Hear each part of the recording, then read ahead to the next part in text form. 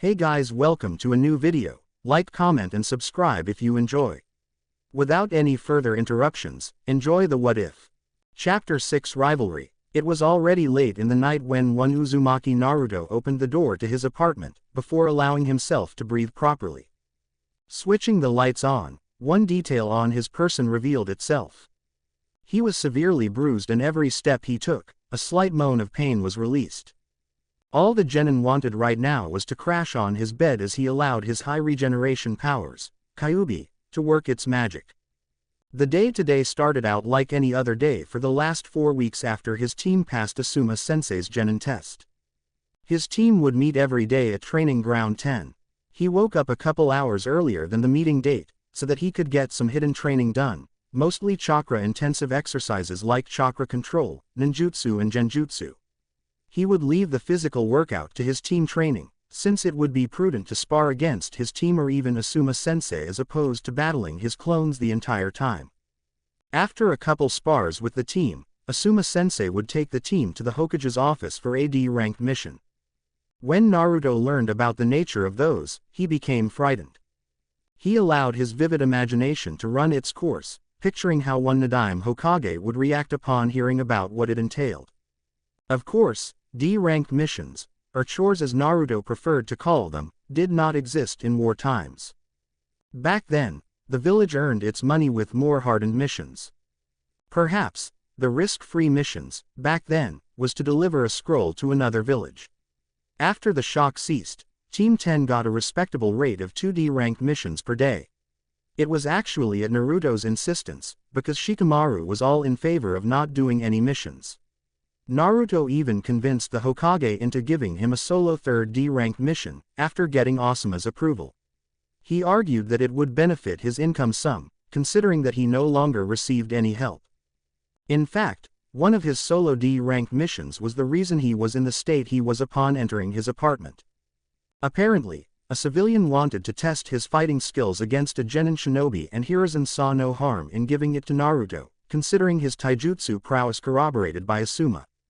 Of course, Hiruzen failed to mention that the civilian was actually a retired samurai who abandoned the art of the sword in favor of focusing exclusively in taijutsu.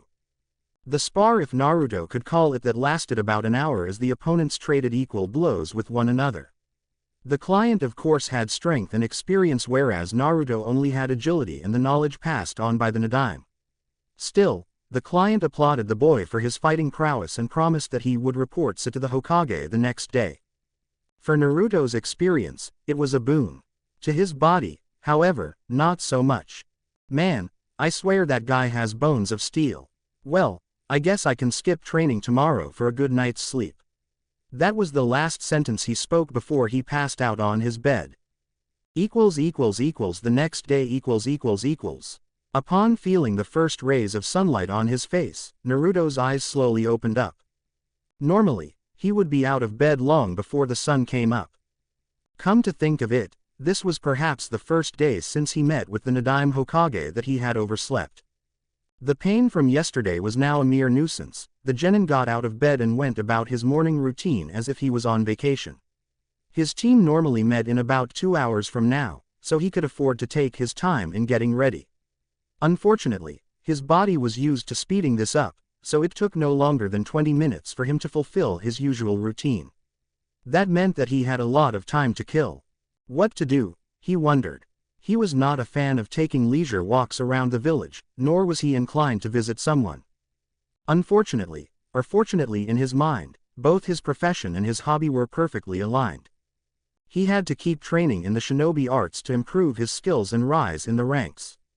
But he did not mind it, far from it actually.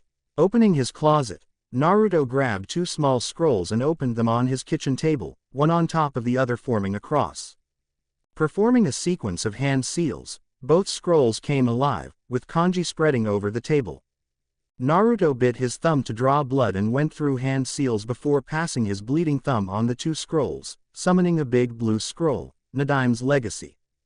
Once opening the big scroll, Naruto scrolled down the taijutsu, ninjutsu and genjutsu section, before going for the other arts that Nadaime dwelled on in his days, namely space-time ninjutsu and fuinjutsu.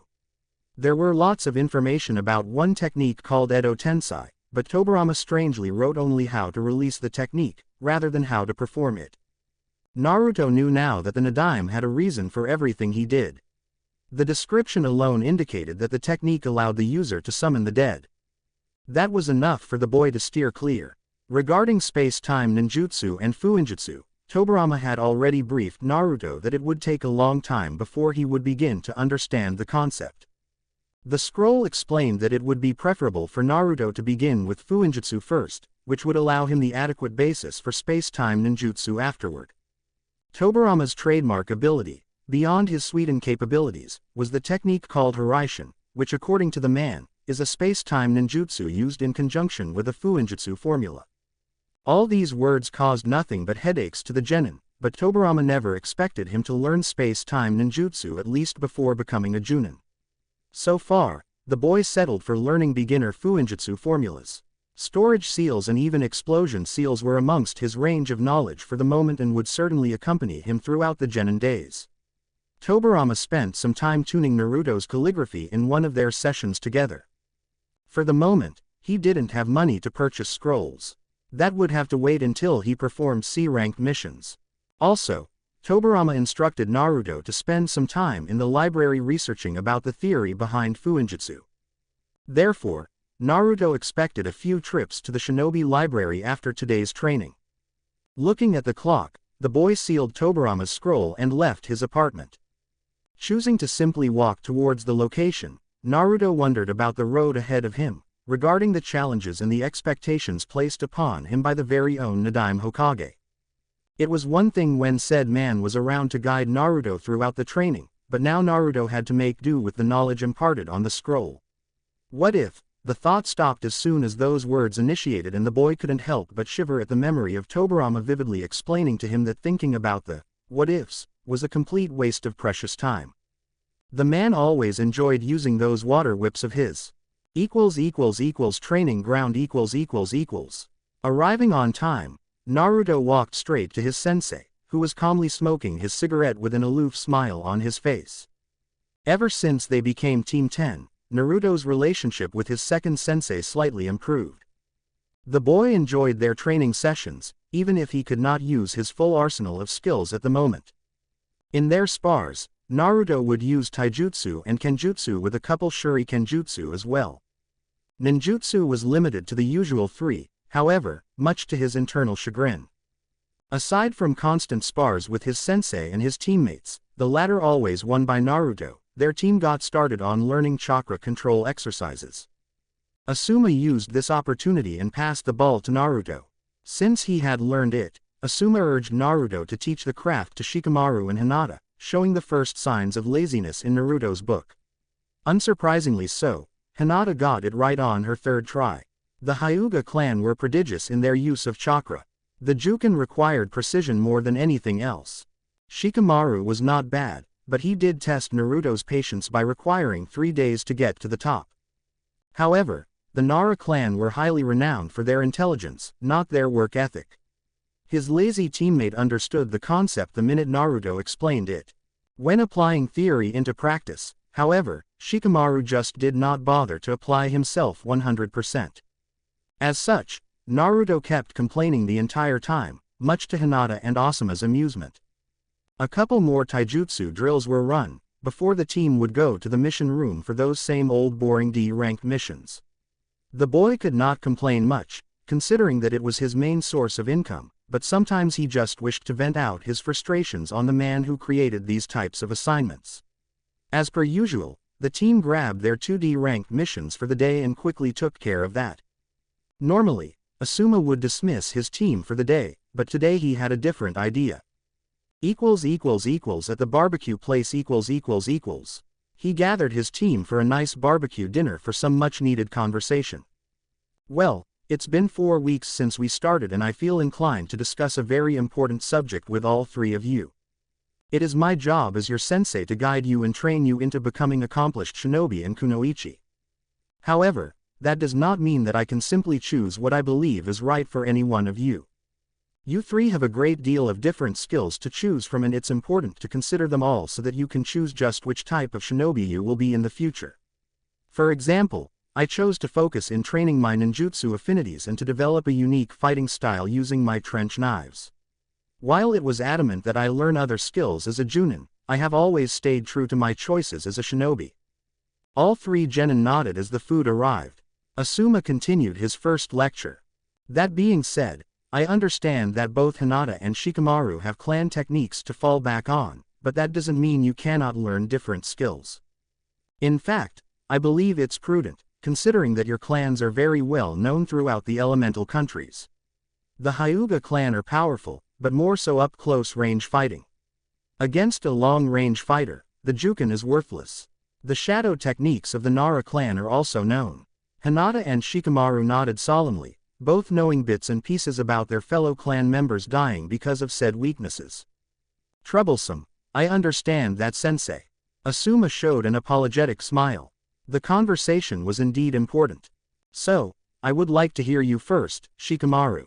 As a Nara, your intellect is your most cunning weapon. Your chakra control has improved, as has your taijutsu. I'm betting your father is instructing you in clan techniques. Mendoku see, my clan jutsu have many uses and also a lot of different ways to use them.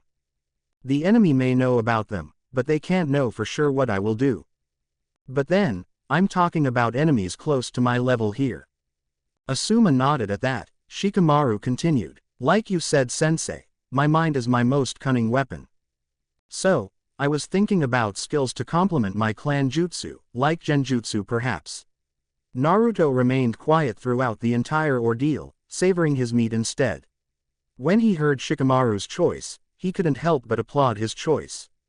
Who would have thought that the lazy ass would apply himself with such a demanding art? It required great chakra control, however, above his intellect. Asuma made a thinking noise after hearing the Nara. Genjutsu, an interesting choice. You can use your clan techniques as primary offense complemented by illusions.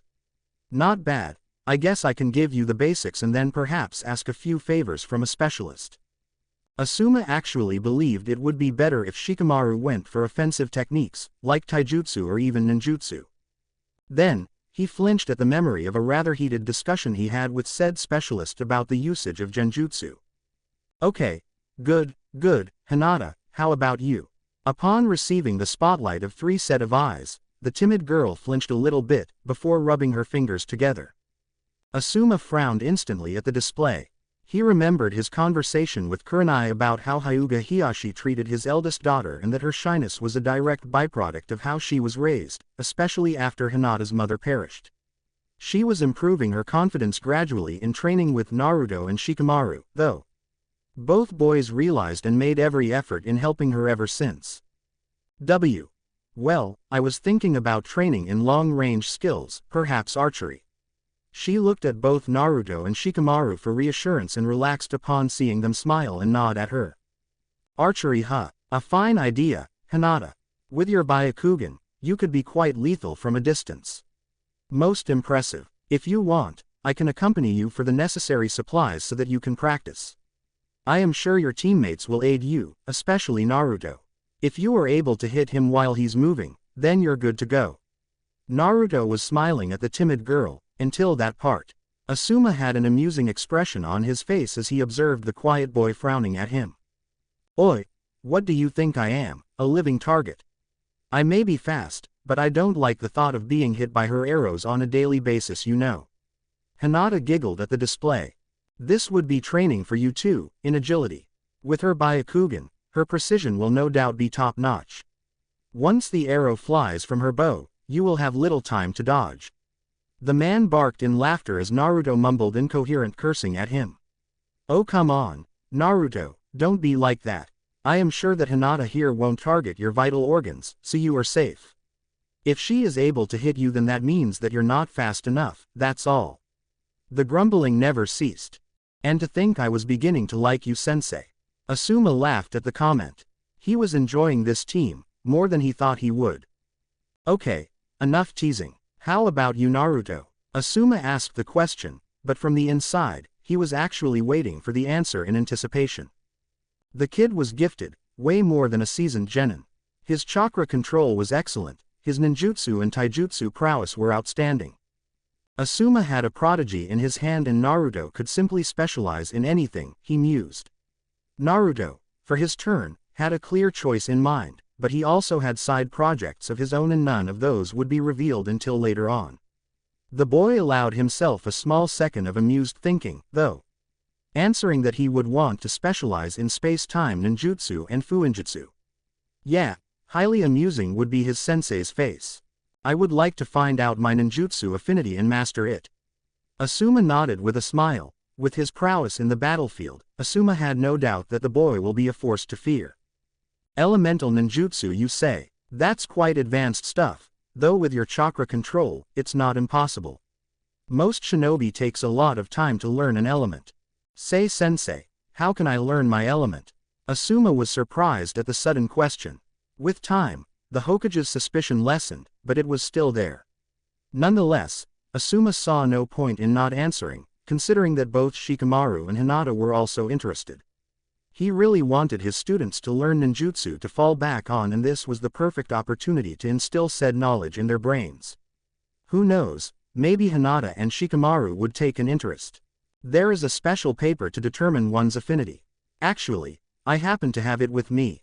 Hinata and Shikamaru, do you also want to know about yours? Depends on the amount of work I have to do. Both Asuma and Hinata had giant water drops on the back of their heads. Naruto almost molded chakra for the water whip after the comment. All you have to do is simply focus your chakra on this piece of paper. I prefer to explain the rest after I see the results. Hinata, you go first. The Hyuga nodded and closed her eyes while holding the paper in her hand. When she opened her eyes, she felt water in her hand. Asuma nodded, but said nothing, urging the lazy genin up next. Shikamaru's paper ignited and turned to ash. Naruto's paper split in two and both halves became moist. Asuma hid his surprise at Naruto's result. His father would like to hear this. Okay, then, Hinata's affinity is towards water ninjutsu. Shikamaru has fire while Naruto, surprisingly so, has both wind and water affinities. Quite rare for a shinobi to have two affinities, I must say. Naruto showed a surprised face, followed by a happy one, while Hinata complimented him. Asuma allowed for the genin to partake in conversation over their elements, while he pondered on what he had just discovered. His focus was on the Uzumaki enigma instantly. A Junin of his caliber had a lot of experience in knowing when someone is not telling the truth. Naruto's elation, however, at knowing about his elements struck him as quite odd, considering the Hokage's suspicion. If someone was indeed tutoring the boy from the shadows, then no doubt Naruto would have already found his elemental affinity, considering his potential. So, Shikamaru wants to get genjutsu training, Hinata needs help with archery and Naruto with elemental ninjutsu. I will see if I can pull some strings for genjutsu training. The archery material, I believe, won't be hard to find. I guess that there are at least 2 or 3 stores in Konoha. As for you, Naruto, I'm afraid I'll have to consult with the Hokage first about you learning elemental ninjutsu. The boy did frown, earning an amused smile from the sensei. Elemental ninjutsu's mastery is as hard as it is dangerous, especially if unsupervised. I believe the Hokage will accept it, though, considering who your sensei is. Asuma could not help but inflate his chest in pride at that. What do you mean? The boy felt his hopes of getting wind training draining by the second. He just did not consider that Asuma would need to run by the Hokage first. I'm considered one of the best wind users in all of Konoha, and since you have an affinity for it, there is no one better suited to teach you. Wow, really, that's awesome, sensei. Hinata giggled at the amount of energy and excitement displayed by Naruto, of course, none the wiser. The boy could not get his hopes up, since the Hokage would have to approve first. However, if he managed to play his cards right, then he would be able to secure at least an adequate amount of training for his wind affinity. He already had water element training from the Nadaime. With this, at least in the ninjutsu department, he was all set.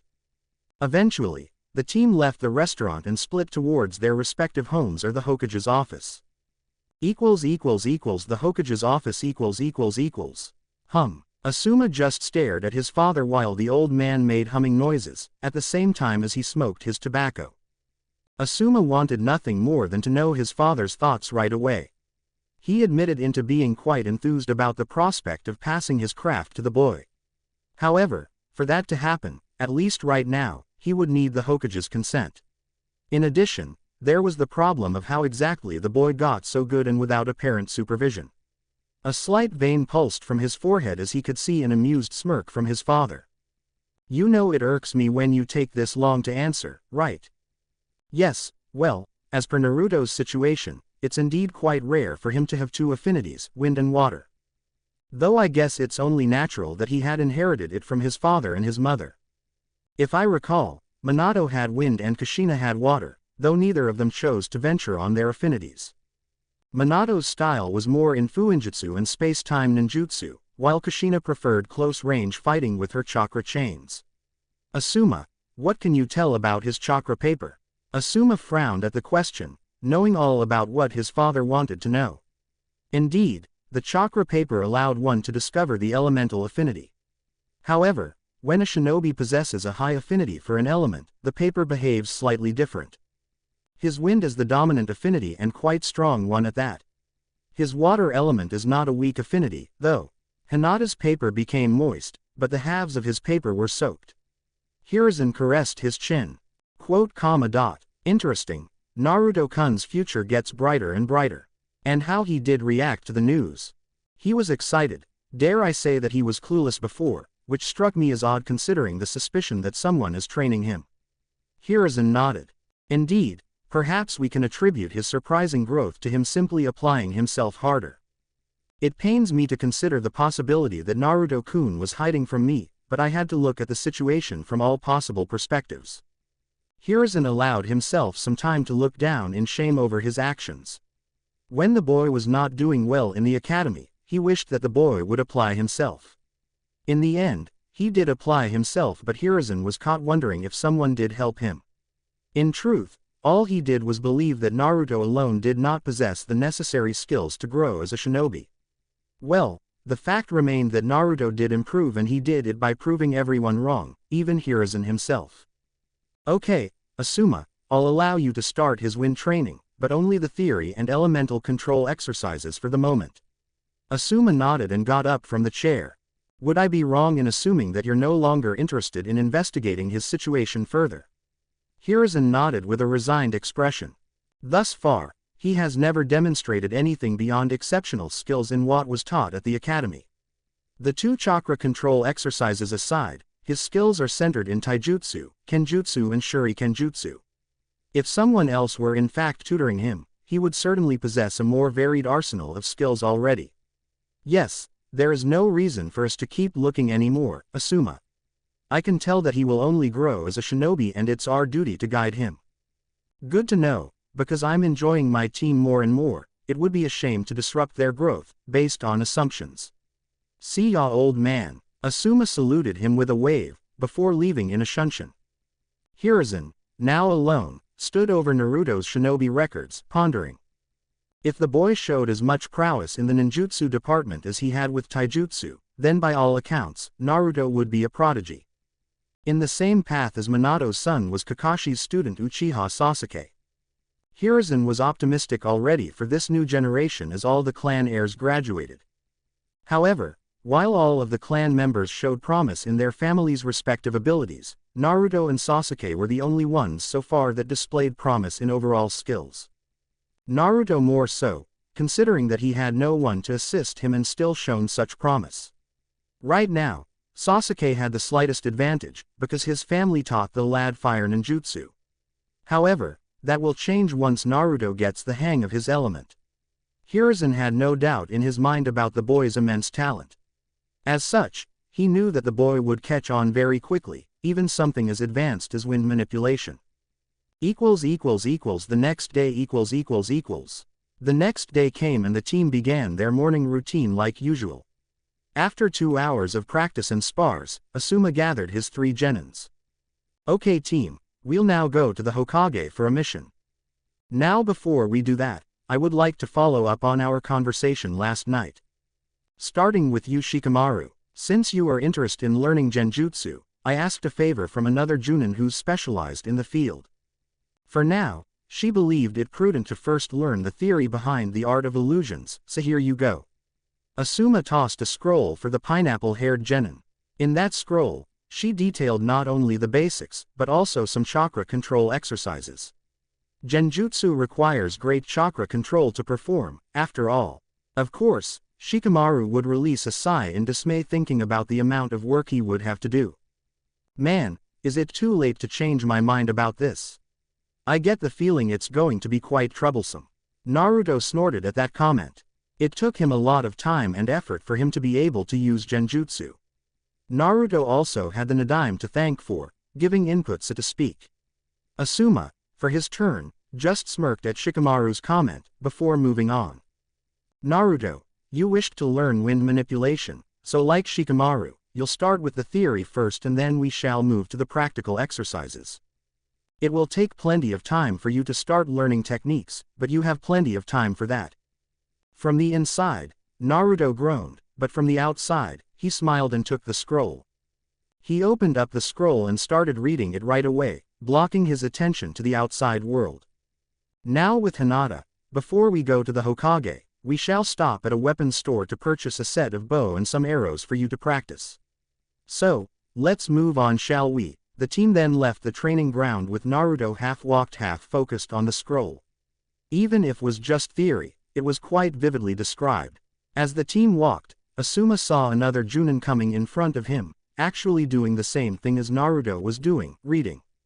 Morning Kakashi. As per the usual, the scarecrow Junin simply waved him off, not taking his eyes away from his precious novel, until he felt a blonde head bumping into his stomach.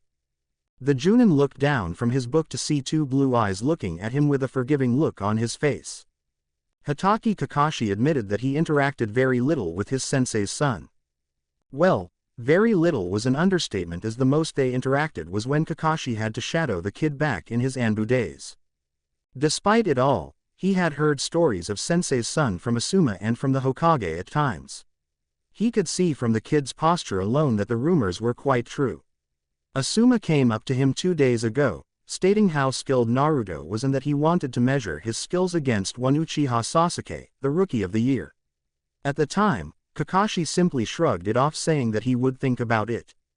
Oh sorry about that Junin-san, I got carried away reading. Kakashi smiled with a nod at Naruto, before turning to Asuma. Well, Asuma, about what you requested, I believe we can arrange something. Now excuse me, but I am late to meet with my team. Shikamaru was the one who noticed the man's eyes shifting to Naruto. The bearded Junin nodded with a smile on his face. Kakashi would never change his tardiness. Still, Kakashi had a keen eye for potential and he definitely saw it in Naruto. Little to everyone's knowledge, Naruto also got to seize Kakashi briefly and now was looking at the man's leaving back. The Nadaime Hokage had imparted some sensing capabilities in his student. While not a born sensor, Tobirama taught him a couple of things by using your own chakra, so that Naruto can learn more about his enemy before the fight began.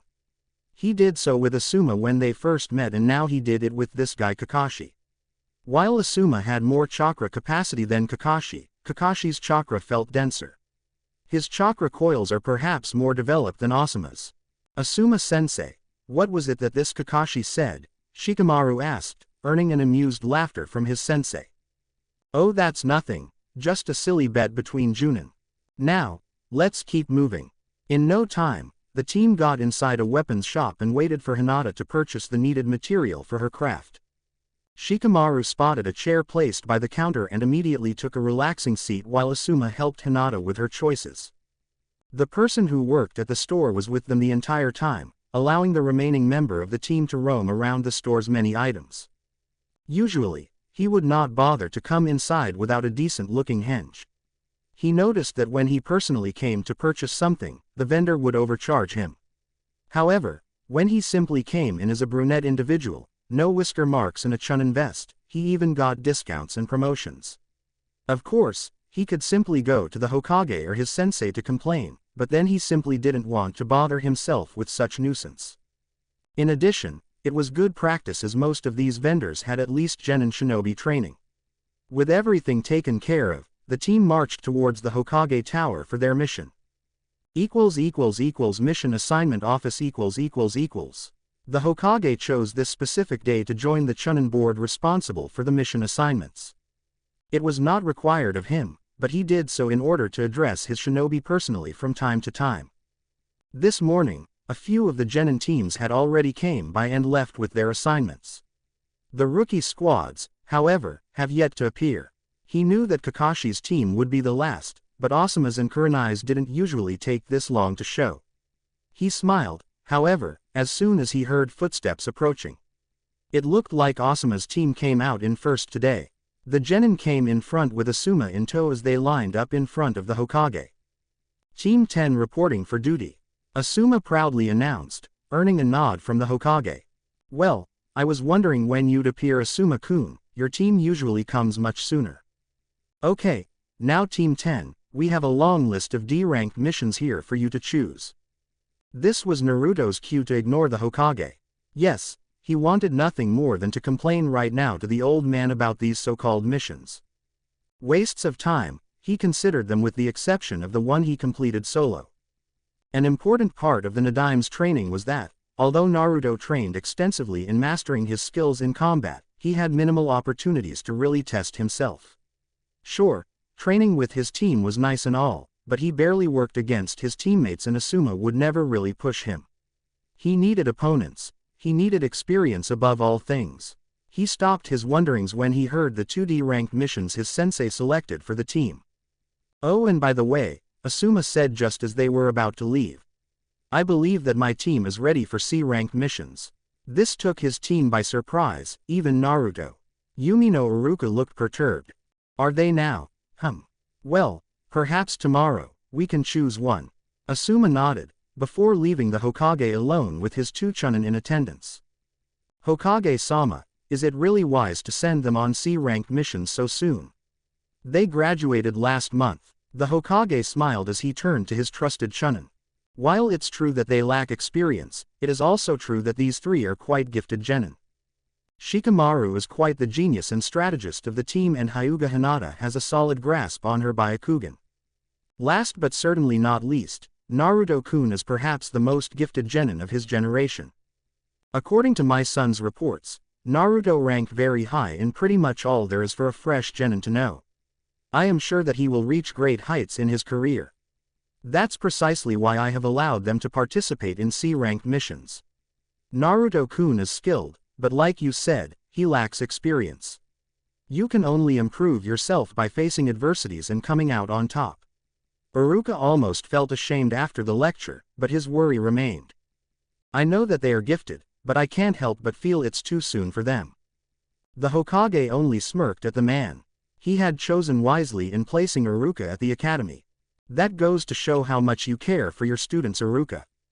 However, it is now time for them to venture outside the confines of our great walls and meet the world outside. Do not worry, though, I don't plan to send them alone. Team 10 was polite enough about D-ranked missions. Nevertheless, it was quite clear in Naruto's visage that he greatly dislikes the subject. The other teams, however, will be more vocal about it, demanding a C rank. Iruka sighed at being defeated. He knew that Inuzuka Kiba would explode any day now and Uchiha Sasuke as well, demanding tougher assignments. Sometimes, he just wished to place some sense into the Junin's heads for risking his students' lives needlessly. You plan to send 2 teams then? The Hokage nodded, greatly pleased by this young man's intellect. Yes, though I will defer to Kakashi's judgment beforehand. He had a feeling that Kurenai, being a rookie Junin, will be more cautious about taking a C-ranked mission and Kakashi had already talked to him about choosing a more practical approach to his teachings than simply drilling theoretical subjects to his genin. While Hiruzen did not believe in its efficiency, it was still a valid method of teaching and has produced fine results. If memory served him correctly, the Yondaime Hokage opted for this very approach on his own team. The next day The next day, as expected, both teams stood by the Hokage at the mission office. Well, since both Asuma and Kakashi considered their teams ready for a C-ranked mission, I have decided to accept their suggestion. Each team had their own reactions to the news. Inuzuka Kiba looked at Sasuke and both shared a smile in determination. Sakura looked like she was scared, but tried desperately to hide it. Naruto could see that she took a small step closer to Sasuke, to which he turned his eyes in secret irritation. Shikamaru simply muttered his famous word while Hinata was clearly in doubt of herself, though she smiled when Naruto placed a comforting hand on her shoulder. Her confidence issues sure diminished, but it would take time to vanish completely. After allowing some time, Hiruzen continued. However, instead of issuing a mission to each of the teams, I have decided to send both teams on a single C-rank mission. The Hokage was about to continue when Kiba voiced his protest. Hey, we don't need these pansies, they will just be slowing us down. The Inuzuka heir was wise enough in suddenly shutting his trap when the Hokage looked sternly at him, followed by a small increase in chakra. Kakashi sighed at his student's outburst and apologized to the Hokage on behalf of the Inuzuka. Of course, not before bonking the fiery kid in the head for his behavior in front of the Hokage. Naruto, for his turn, kept quiet and in awe at the quick but direct method utilized by the Sandaime to instill order. In a way, it reminded him of the Nadaime Hokage when Naruto acted similarly to Kiba just now. Still, Kiba was lucky. Tobirama had no qualms about getting physical, and by physical, he meant water whips. There was one time the man even used a water bullet on him, an incident that Naruto still painfully remembered to this day. It was the day he learned never to piss a cage off. Now, as I was saying, I will send both teams on this C-ranked mission. It consists of protecting a civilian from thieves and bandits as he travels back to his homeland, in Wave Country. Chizuna, please come in. From the door, came in an old man holding an alcohol canteen. Chizuna was a gray-haired bespectacled man with a large beard and dark eyes. He wore a sleeveless V-neck shirt with an obi, pants and a pair of sandals. He also carried a towel around his neck and wore a pointed hat on his head. Kiba had to block his nose at the heavy smell of alcohol that came from this man. Chizuna looked at the two teams with heavy scrutiny and frowned at what he saw. What is the meaning of this, Hokage? I hired shinobi to protect me, not small children barely off their diapers. That blonde shrimp over there, you can't possibly convince me he's a shinobi. Naruto heard snickers obviously coming from Kiba. While his height wasn't saying much, the old man, their client, was pushing. Now, Naruto could think of many things to do in order to prove that he is a shinobi. Of course, many of the possibilities included skills that he just could not reveal yet. That said, he had settled for something more subtle. With a slight flick of his wrist, earning narrowed eyes from those who managed to follow his movements, a kunai traveled fast to the canteen that the client was holding. In less than a second, the kunai went straight through the canteen, splashing all the alcohol at the old man's instantly sobered expression. Kiba had the decency to fall on his butt on the floor as the kunai passed mere inches from his nose. Sasuke looked at the blonde in alarm, not remembering him being that good before. Shikamaru, for his turn, simply sighed in dismay while Hinata covered her mouth in surprise. Apparently, Naruto didn't like being bullied based on appearance alone. It matters little whether you believe I'm a shinobi or not. In the end, all it takes is that kunai going straight at your neck. Asuma simply scratched his head in embarrassment for his genin. Ah, Naruto, we can't attack the clients, you know. He was used to seeing such speeds in their spars, unlike Kakashi and the Hokage who bore first witness to the kid's skill. Naruto settled for a smirk, but bowed towards the client. My apologies for attacking you, Chizuna-san. I just felt the need to convince you that I'm more than ready to protect you against thieves and bandits. The client hesitantly nodded, though he felt like the kid was placing a knife inches from his neck. The Hokage, taking control of the situation, cleared his throat and addressed the two teams. Okay, moving on. This is a C-ranked mission consisting of protecting Chizuna throughout his travel back to Wave Country. The mission will commence tomorrow. Dismissed all of you. Hiruzen felt the need to talk to Naruto, but he figured that Asuma could do it for him. The way Naruto threw that kunai, however, got the Hokage thinking. He would expect such mastery coming from a high-level chunin or even a junin, not from someone who recently graduated. Naruto told him some time ago that he did nothing but train and study all day after the academy. Considering what he had just seen, it very well looked like his training bore excellent fruit. Hiruzen quickly activated his all-seeing ball for what was about to happen. With the teams . Everyone found it strange that, after leaving the Hokage's office, the Junin ushered both teams to follow them towards a more secluded training ground. After arriving at the training ground, Asuma announced their intentions, as he knew that Kakashi was far too lazy. Okay, I'm betting you all are wondering why Kakashi and I decided to join you six together. Tomorrow all of you will embark on a C-rank mission. Not only that, but you will also be performing missions with someone you know next to nothing about. In time, you all will participate in missions with other shinobi, so it is imperative you learn how to work well with others aside from your genin team. Now, we shall use today in order for each team to get to know the other. With that said, we shall start with individual spars and then move on to team drills. Asuma ignored Shikamaru's complaint and Kiba's narcissistic boost of confidence. We shall start with the individual spars. Hinata will be first against Sakura, then Shikamaru against Kiba and last Naruto against Sasuke. Kakashi and I will monitor the fights, so nothing too extreme as we have an important mission tomorrow. As Hinata and Sakura moved to the center of the clearing, the rest gave them space. Sasuke, however, kept looking at Naruto the entire time. Okay, Hinata and Sakura, are you ready? Asuma started the fight. As soon as the spar initiated, Sakura took the offense. She remembered how timid and shy Hinata was at the academy and knew that she had a shot to show to Sasuke how great she was. However, while Hinata never enjoyed going on the offensive in fights, it did not belittle her skills in taijutsu. Sakura ran a frontal line and attempted to sidestep in order to attack Hinata from the left. With great finesse and style, Hinata simply evaded Sakura's rather slow assault and took opportunity of the opening in Sakura's unprotected right side. A heavy palm laced with chakra and Sakura flinched in pain, not knowing that Hinata had just closed her tenketsu. Sakura tried to stand and give more of a fight, but she just could not control her chakra, in order to use the Academy 3 ninjutsu she knew. Another frail attempt at taijutsu failed, with Hinata hitting the stomach this time, thus ending the spar rather quickly. "Hey, are you okay, Sakura?" Hinata opened her tenketsu and got her up, earning a pained smile from Sakura. "Wow, you're really strong, Hinata." The Hyuga blushed at the praise, while Naruto looked ready to go bloody murder on the pink-haired girl. He would imagine that she would show more after 1 month. "Alright, now is my turn, prepare to lose Shikamaru." Kiba and Shikamaru stood now face to face with each other. Kiba looked smug, while Shikamaru couldn't look more bored as he grabbed a kunai and held it. Naruto could not help but smile at Kiba's clueless smirk. The Junin also noticed it, but Kakashi simply chose to read his book to save him embarrassment.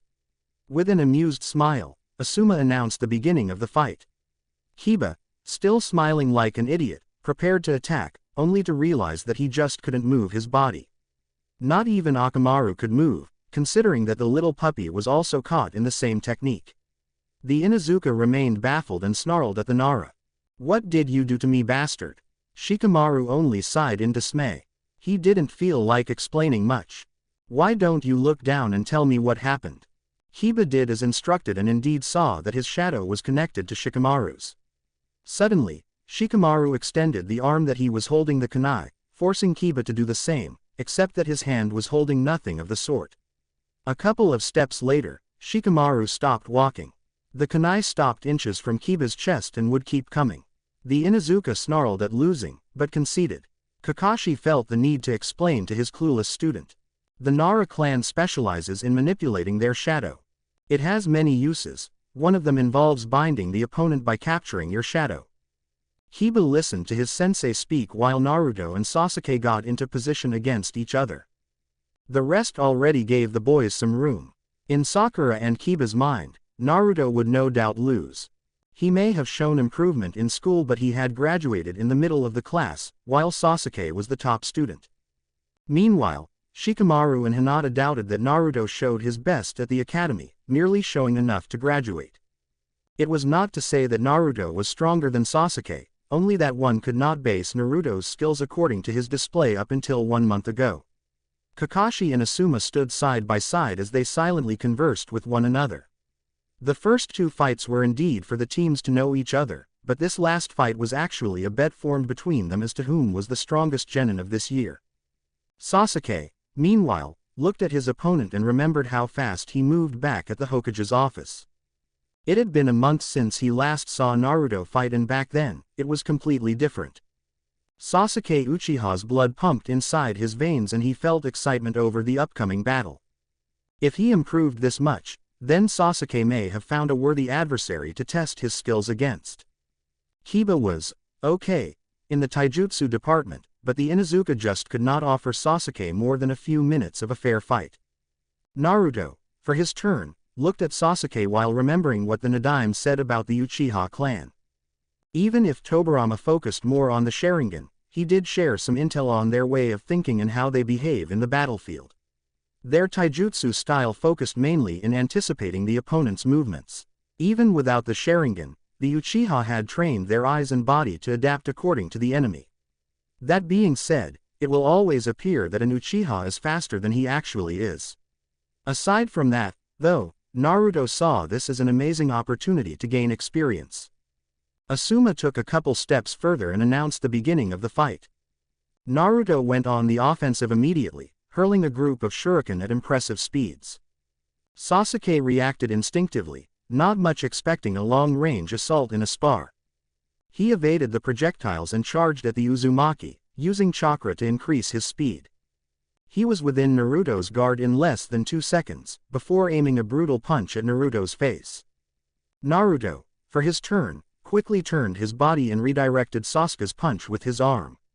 He followed up with a side kick, but Sasuke managed to evade by keeping his momentum. Using the blonde's own move, Sasuke quickly grabbed a couple of shuriken and threw them at Naruto.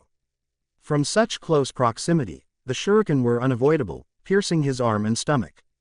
Naruto flinched in pain for a second, before smiling as smoke surrounded him.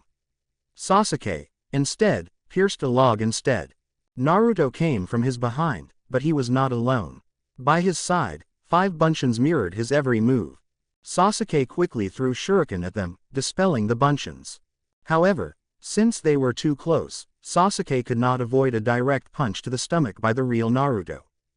The sound of the impact made everyone in the vicinity wince as Sasuke lost his entire breathing capability for a short period. He had to move quickly as Naruto was not done. Jumping back a few times, he managed to create a distance to breathe again. He had never taken a hit that strong before, and the way Naruto moved was a lot more coordinated and precise than back at the academy.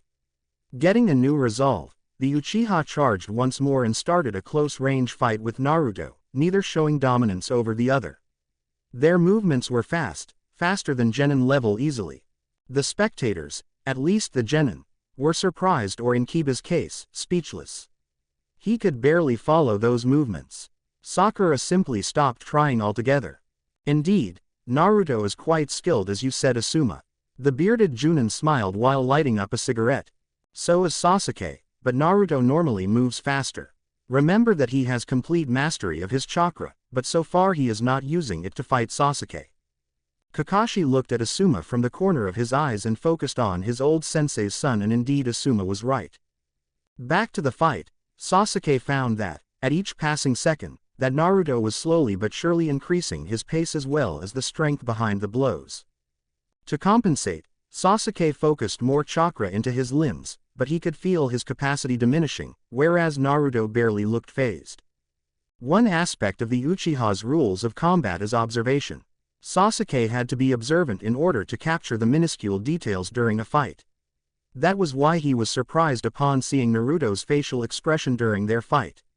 Usually, he appeared more carefree, as if the entire world couldn't faze him. Now, though, it was the complete opposite. He looked completely and utterly focused on the battle. His eyes locked onto Sasuke's body movement. Sasuke flinched when Naruto's kick came up too fast for him to evade, forcing Sasuke to block it with his arms. The power behind the strike was too much for his arm to handle. Naruto wasn't deterred and quickly flipped to Sasuke's exposed side, stopping his sword inches from piercing Sasuke's kidney. Even if this was just a spar, this was the first time, since that fateful day, that Sasuke had felt like he was going to die. Surely, had Naruto been an enemy, he would be. It was a clean victory from Naruto, according to Asuma. Naruto had already displayed such tenacity while fighting him, so he was not surprised. The others however could only gawk at the display. Kiba felt so out of place right now and couldn't come with a proper retort. Congratulations Sasuke, it seems you managed to awaken it. Both Kakashi and Sasuke were greatly surprised at what Naruto just said. The blonde smiled and placed his sword in front of Sasuke's eyes. Sasuke gasped upon seeing that his eyes were now red with a single tome in each eye. One fight with this guy and Sasuke already activated his Sharingan. Granted that Sasuke had yet to use any ninjutsu, but from what he had witnessed, Naruto would not be fazed by the techniques he knew. Right now, his Uchiha blood was pumping like crazy and his heart beating faster than ever. He vowed to kill his brother and Naruto will be the one to aid him in reaching Itachi's level. Chapter 7 Wave Mission. Hi there, indeed it has been a while, huh? I'm terribly sorry for not updating this story in a while. I can come up with plenty of excuses here, but I won't bother. Those who became writer will understand that sometimes the creativity and drive just isn't there. As such, I managed to complete 6 Naruto stories and have 4 in-progress stories. Since I wanted to pick one to update, I had placed a poll for the readers to choose amongst my 3 favorites and this one was victorious by a great margin. Close to 75% of the readers voted in favor of this one. So, I appreciate the help and patience of my readers. With that said, let us continue when we left off, the beginning of the Wave Mission where both Team Kakashi and Team Asuma were assigned for the job. That being said, a few changes will occur to the mission of course to make it more exciting. Of course, the opposition will be much fiercer than simply Zabuza, Haku and the Demon Brothers. Who else, though, it will be revealed later on. Also, I have decided on a change of Naruto's pairing for this story. For those who saw the previous author notes, I was aiming first towards a female Haku, but I had changed my mind. I'm still in internal debate, but I have 4 different women to choose from and no, I won't do a harem. Those who read my stories know that I'm into older woman pairings, so all 4 of them are older. 2 from Konoha and 2 from other villages. I have already envisioned a story for all 4 of them, but I'm still in debate. For those who remember or those who read the chapters recently, sorry Hinata no longer viewed him the same way. So, she will be his teammate and that's it. Of course, any of the pairing will not happen until later on, so for now, that's irrelevant. Also, I don't simply plan to make them meet and start a relationship out of the blue. The chapters will be gearing towards his future meeting with his pairing. I plan on deciding soon, though. Now on with the chapter and I hope it is to everyone's liking. Nadaime no Saren, Chapter 7 Wave Mission Part 1. After Naruto was dismissed by Asuma, he went straight home to read more of the scroll containing wind manipulation. The boy at first assumed that the material wouldn't help him much, considering that he had already performed the 2 exercises necessary to use wind ninjutsu. He had already sliced a leaf in the waterfall. However, he later realized that Asuma-sensei did know his stuff about the craft. The scroll contained a more practical approach to the use of wind ninjutsu, of course, detailing the 2 exercises, but also what the shinobi must envision in his mind to further increase its potential. The thought of picturing 2 blades grinding with each other, until both edges were as thin as possible was brilliant. Immediately grabbing his sword, Naruto focused on his wind chakra through the metal, before seeing the blade humming with transparent blue energy. As soon as Naruto incorporated on Asuma's tips, though, he could see the wind energy accelerate around the steel and even the humming noise increased. Naruto would simply keep on with it until he was comfortable with the feel. As he closed his eyes, Naruto meditated on the feel of his chakra right now.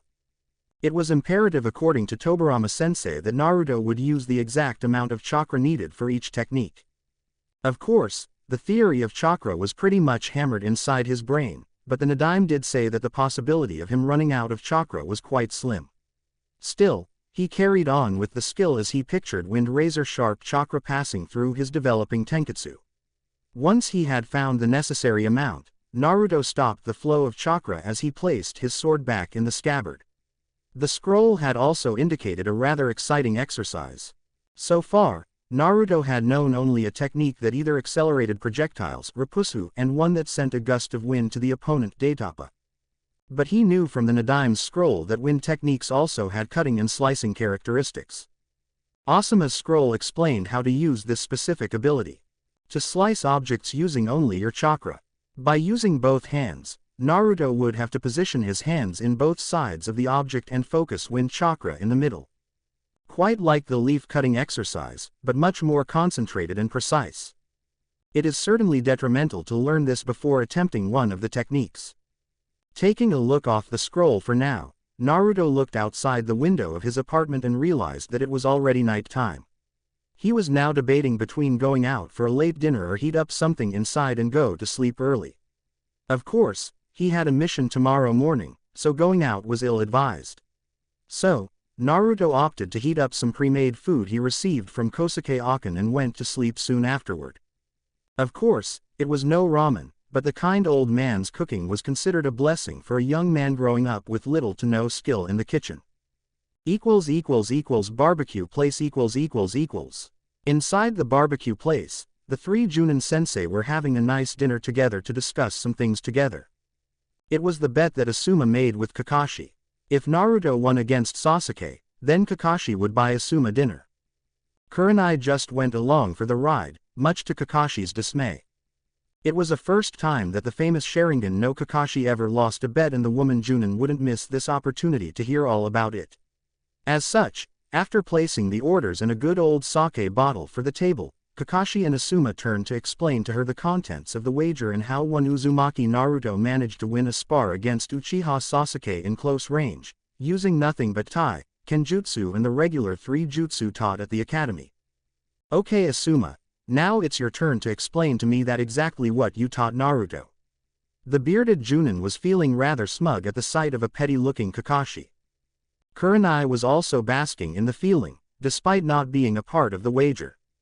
Here is the thing, all I ever did with him was a light spar every now and then in between team practices. Kakashi's only visible eye looked bored, though Asuma knew enough to know that the silver-haired Junin was skeptical. Despite not showing any extraordinary skill, I could see that he was using chakra in his moves throughout the fight and not like a genin. Hell, I've seen Chunin with less level of control than him. Asuma nodded and grabbed a piece of meat from the grill as Kurenai offered her insight into the conversation. The Kunoichi Junin's team had 2 genin that had adequate chakra control. Ino and Shino were drilled in the art by their families, but Choji still required some advanced tutoring in that aspect. A genin with high-level chakra control is indeed impressive. Nowadays, people only tend to focus on extravagant techniques. It's nice to see someone thinking outside the norm, but I didn't see this information in his file. Indeed, because of his high chakra capacity, Naruto needed to focus more on chakra control, though he had already nailed both exercises by the time he graduated. Both Kurenai and Kakashi whistled at that. Okay, then considering his chakra capacity and high chakra control, he may be an ninjutsu powerhouse, then. Kurenai frowned at Kakashi's input, as she filled her plate with some grilled vegetables. Men, always leading on straight to ninjutsu and pretty much forgetting about everything else, I'd say that someone with high-level chakra control could be an all-rounded shinobi. Certainly, Naruto's education could consider other ventures. Asuma smiled at the argument. Of course, none of them were any wiser that the boy already had a much better sensei than all of the 3 combined and was learning tons of different skills that will certainly benefit him in the future. They knew that Naruto was a blank canvas and could pretty much take any path he so desired. Well, he did mention that he wants to master his element, which is wind by the way. But when I tested his affinities, I was surprised to see that not only he had a wind affinity, but a water as well. Not to mention, that he is highly skilled in Kenjutsu, Taijutsu and Shurikenjutsu. That pretty much made Kurenai pause and Kakashi wonder what happened to his sensei's son that made him so powerful out of the blue. It was Kurenai who pondered aloud what all 3 thought. A genin fresh out of the academy with excellent chakra control, with more than average skills in Tai and Kenjutsu and 2 elemental affinities. Do you have a prodigy in your hands, Asuma? The bearded Junin could only nod. No doubt, he knew that when word about Naruto's skills comes to light, he would attract the interest of many Junin in Konoha willing to teach the kid. And looking at both Kurenai and Kakashi, well, Kakashi managed to hide it well, but Kurenai was practically salivating at the future prospect of such a shinobi. If he is this good right now, imagine how he would be in the future. And Kurenai realized that he could very well learn genjutsu as well as be a ninjutsu specialist. With dual affinities, she knew that Naruto would bend towards the ninjutsu department, but with good chakra control, he could also learn genjutsu. Perhaps Sasuke may not be a suitable rival for him after all. Kakashi said, admitting to himself that even Sasuke's Sharingan may not be enough. Asuma allowed himself to smirk at that, though. When he sparred with Naruto, he was using Chunin-level skills. The rest of the dinner then resumed with the three Junin talking about other mundane things, before all three went to their respective homes as Kakashi and Asuma both had a joint mission tomorrow. Next day . When Naruto awakened the next day, he realized he still had quite some time before he was due to present himself at the gates. Usually, he would take this opportunity for some training and he decided to do just that. This happens to be the first time he would be leaving the village and it was quite exciting. He would venture into wave country, as such, it would be prudent to get into some training regarding Sweden manipulation. Getting a quick breakfast and to make sure that he had everything he needed for the mission sealed into a storage scroll, Naruto opened the door to his apartment as he watched the sun about to rise on the horizon. Normally, this time most in the village would be asleep with the exception of those that had a night life sort to speak. Considering the rough neighborhood that he lived nowadays, Naruto had met the occasional drunk and even some gang members, making quite a fuss this time around. As he jumped towards the nearby buildings, the blonde genin had expanded his senses throughout the village and felt the reduced number of shinobi that were finishing the usual rounds around the village. He smiled upon practically seeing two green blurs jumping together towards Kami knows where. He never had met them in person, but Naruto could feel their enthusiasm every day, since he usually awakened the same time. It didn't take him long to reach the cave where he had first found his sensei, the Nadaime Hokage, and where he trained for 3 straight years. Every time he came here, he expected to hear the grunt in complaint from the man. It was actually a nostalgic sight as he got mesmerized by the cave's reflection from the crystalline waters. If the boy closed his eyes and focused, he could feel his sensei's presence with his customary frown. As such, Naruto had allowed himself a couple of minutes of simply doing nothing as he remembered with fondness the experience of being taught by such a legend. If you waste more time just standing there, you will be sorry. Naruto was surprised for a moment as he looked around, only to remember that he was alone inside the cave. Letting out a nervous laughter at the memory, he stepped on the waters until he was in the middle of the cave lake. Focusing on the ram seal, Naruto closed his eyes as he went through every and all Sweden manipulation exercise he was taught. As such, first, he focused chakra throughout the lake and started swirling the current until he created a whirlpool around him.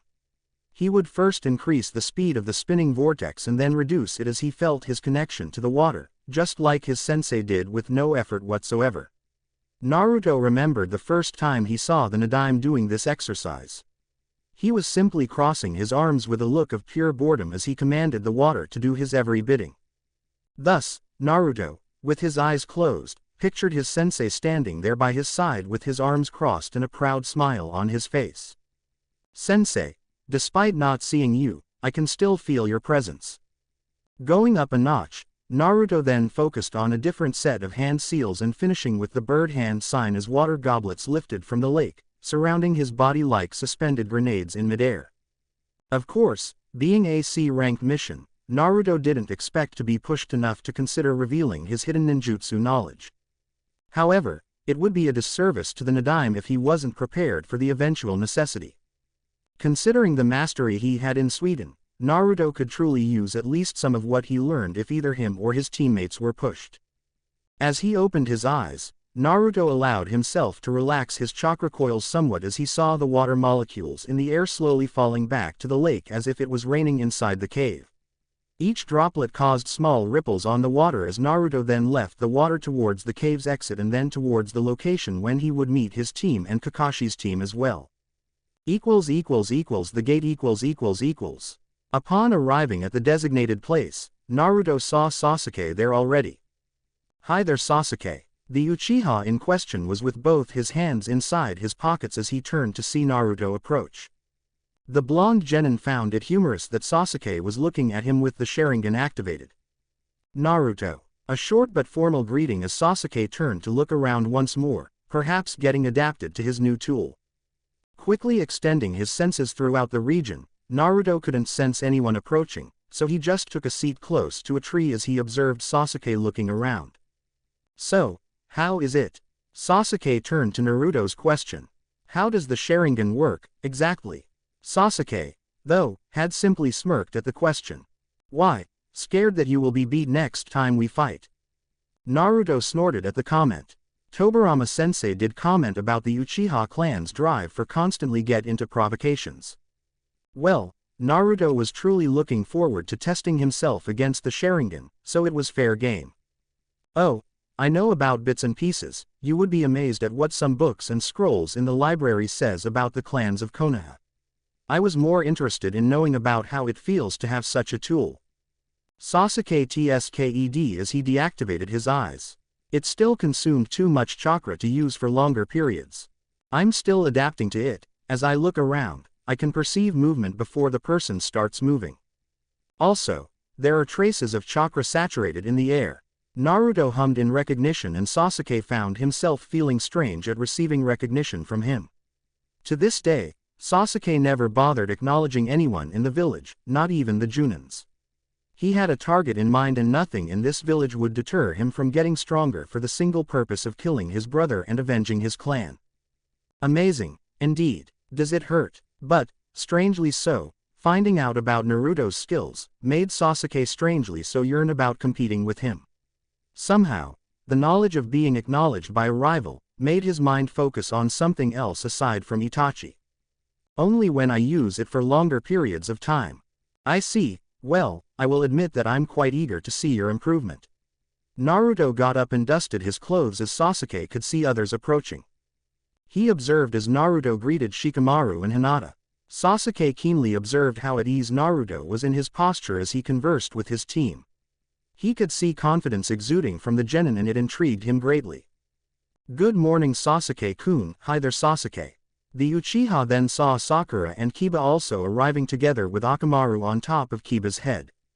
The two Junins followed in last accompanied by the client Tazuna, who was once more seen carrying a canteen with sake inside. Kakashi was nominated by the Hokage as the mission leader, so he quickly explained the drill towards Wave Country.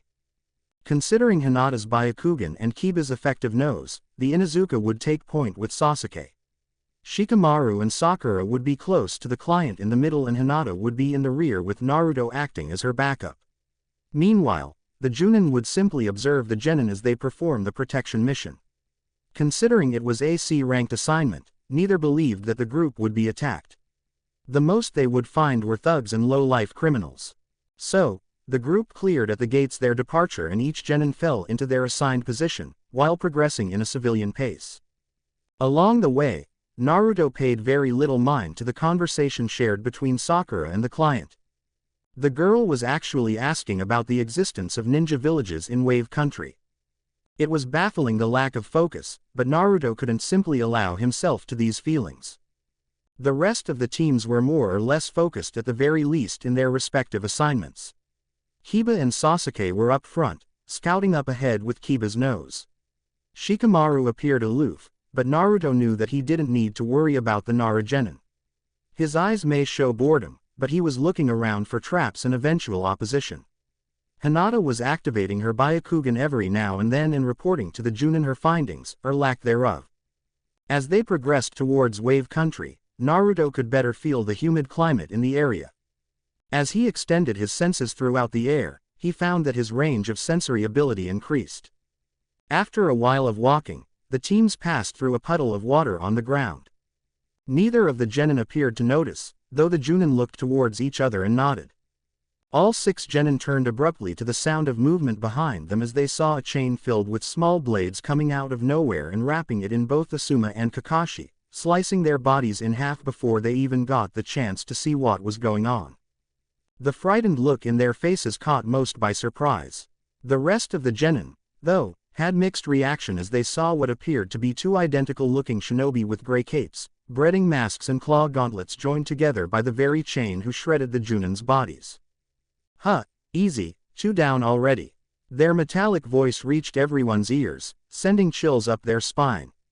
Shikamaru was the first and extended his shadow before the two opponents attempted to attack the client and kill him as well. The old man was terrified to his very bone, and Sakura wasn't faring much better herself, having seen two Junin falling victim just like that. The demon brothers saw the shadow coming their way and evaded it, however Sasuke took the opportunity and charged with his Sharingan activated. Naruto noticed that the Uchiha's speed increased as Sasuke managed to slice the chain in half with his kunai. Kiba and Akamaru went straight to the one on the right, who after being separated by Sasuke's attack, managed to dodge the Inuzuka's attack and overpower Kiba's taijutsu with his own gauntlet. Akamaru came to his partner's aid and kept the demon brother occupied, before Sasuke came in and joined the fray. "Let's go Hinata, we'll take the one on the left." Naruto was already moving with extreme agility with his sword drawn. Hi! Hinata followed right behind Naruto with her Byakugan activated. Shikamaru saw both Sakura and the client shaking in fear inside as he stood by to protect them. Sasuke did quick work of his foe with taijutsu and the use of kunai to prevent the claws from reaching him as well as it did Kiba's. Naruto and Hinata coordinated well in facing the other one. With Naruto's Kenjutsu and Hinata's Byakugan strikes, the other demon brother was being pushed quite severely, while trying to figure out just what's going on. When they started this, the first targets were the Junin, who were killed instantly. And now these genin were keeping them on their toes. The moment of indecision was enough for Naruto to pierce the man's stomach with his sword and Hinata to land some fierce Juken strikes on his Tenketsu points, shutting down his entire chakra network instantly. No sooner after the last demon brother dealt with, Asuma and Kakashi appeared looking no worse for wear. Kakashi had his hands in his pockets and looked bored, while Asuma applauded his team for the efficiency. Everything happened in less than a minute and Sakura looked at the two Junin, clueless about what was going on, which Shikamaru breathed a little more deeply at having to explain. "Relax Sakura, they used Kawarimi as soon as the chain was pulled. You don't remember seeing blood after they were attacked, did you?" Kakashi smiled at that and Asuma looked around for the two down Chunin on the ground. The one from Sasuke had bruises all over the place and the one that Naruto and Hinata dealt with was bleeding profusely from Naruto's sword strike. Pretty soon, this one would bleed to death, but Asuma wouldn't mourn his death. No, he was looking at both Naruto and Hinata and could see that they have performed flawlessly. "Naruto, Hinata, congratulations on handling him." The two genin turned to see their sensei and Hinata blushed slightly at the praise. She was just following Naruto's directive and double-teaming with him. However, now that the adrenaline left her system, she had just realized that she had beat a Chunin missing ninja. "Yes, Hinata was great, sensei. What did I tell you? Your father doesn't know squat." Asuma chuckled at the boy for lifting the girl's spirits up. Hinata has come a long way after joining with them. "Ah. Thank you Naruto-kun." Despite no longer seeing the same Naruto from before anymore, Hinata still felt safe around him and the blonde had always lifted her spirits. Shikamaru soon approached them as well. Kakashi, for his part, was handling his team and was now busy berating Kiba for attacking head-on. "Kiba, it appears you got yourself poisoned." The Inuzuka looked frightened at his sensei while Sasuke released a sigh in embarrassment for his teammate. Sakura looked frantic at that. "Easy there, Sakura, remember to breathe." Sensei, you were killed. Back then, I saw your body being shredded." Kakashi now realized that perhaps his actions may have scarred a fresh out of the Academy genin, but the others seemed fine, though. "Don't worry Sakura, it would take a lot more than mere Chunin to defeat us. Now Kiba, come here and we'll take care of the poison, a bit of heads up, though. It will hurt a bit, so bear it with me." The Inuzuka, though, was attempting to show some bravado, but failing miserably. I can take some pain, sensei." "Ah, that hurts. Why didn't you warn me?" Kiba started boasting about his pain tolerance, but then flinched once Kakashi used a kunai in key places on Kiba's hand to release the accumulated blood with the poison, before it could spread to his body. Kakashi found it humorous the look of pain and jumping eye sockets from the Inuzuka, while Akamaru was whimpering on the ground, possibly in embarrassment for his partner just like Sasuke. After ridding the poison, Kakashi asked Sakura to close his wound and wrap it up while he would join Asuma in checking the enemy's bodies. The bearded Junin, for his part, had Naruto and Hinata's help to close the rest of their tenketsus and strap them in the trees. "You're good here, Asuma." Asuma nodded as he looked back at the Chunin. "Both of them are unconscious right now, but you can question Tazuna about it." The old man was silent so far, simply busy enough to try and slow his own beating heart, when the two Junin looked at him, accusingly. What, do you want to question me?" Kakashi snorted and turned to the enemy Chunin as he talked to Tazuna. "We did what we did, because we wanted to see just who they were after. It wouldn't be any of the genin, since they are fresh out of the academy. Then, it became clear that they were after you. You must thank Hokage-sama for adding a second team to this mission, or else I fear the consequences would be more severe than one of our genin getting poisoned." Tazuna flinched as he sensed the silver-haired Junin now looking at him. The old man was feeling his heart beat faster as he felt his life in this man's hands, but Kakashi was not finished in roasting Tazuna. "You deliberately withheld information from Konoha by asking for a C-rank protection assignment. Said action alone allows me ground to simply abandon you right here." The rest of the genin all stood by as they heard Kakashi grill the client. Naruto, though, couldn't help but notice that Asuma-sensei had a slight smirk on his face, despite also assuming the role of a pissed Junin at the client lying about the mission. For him, though, all that counted as replaying the fight he had just now. This was actually his first fight outside of training. Of course, Tobirama-sensei would always fight him using extreme killing intent, but it was not the same. This time, Naruto faced an enemy in battle and felt the rush of battle firsthand. He was focused in his movements, though. The Chunin he battled against, with Hinata's help, didn't even have Sasuke's level of agility. Also, Naruto managed to target the precise points that Tobirama-sensei instructed him to go for that would instantly debilitate his opponent. He didn't hesitate even for a second, which counted as a big win in his book. "Naruto, no matter how much you train, no matter how much strong you become, at the end of the day, a simple kunai can still kill you. Never drop your guard on a mission and never underestimate the enemy." The words of his sensei still echoed in his brain, now more than ever. "I'm sorry." He then turned to Tazuna as he turned to explain the truth to Kakashi. "My country is poor. We are struggling just to get by. They are counting on me to build a bridge that will finally link our country to the mainland. And Getu has killed everyone that amounted something of an opposition to his plans. I'm the only one left to save my country. I need protection. I can't come home alone or else I will be killed for sure. My grandson will be without a grandfather. My daughter, oh my daughter, Kami, what's going to happen to her? Please, Shinobi, I know that I lied about the mission, but I don't have enough money for a higher-ranked mission." Kakashi and Asuma heard the man's plea with a tough enough face, but on the inside, they were struggling to keep it together as neither could see deceit in Tazuna's voice. "Getu, you mean Getu of Getu Industries, the shipping magnate?"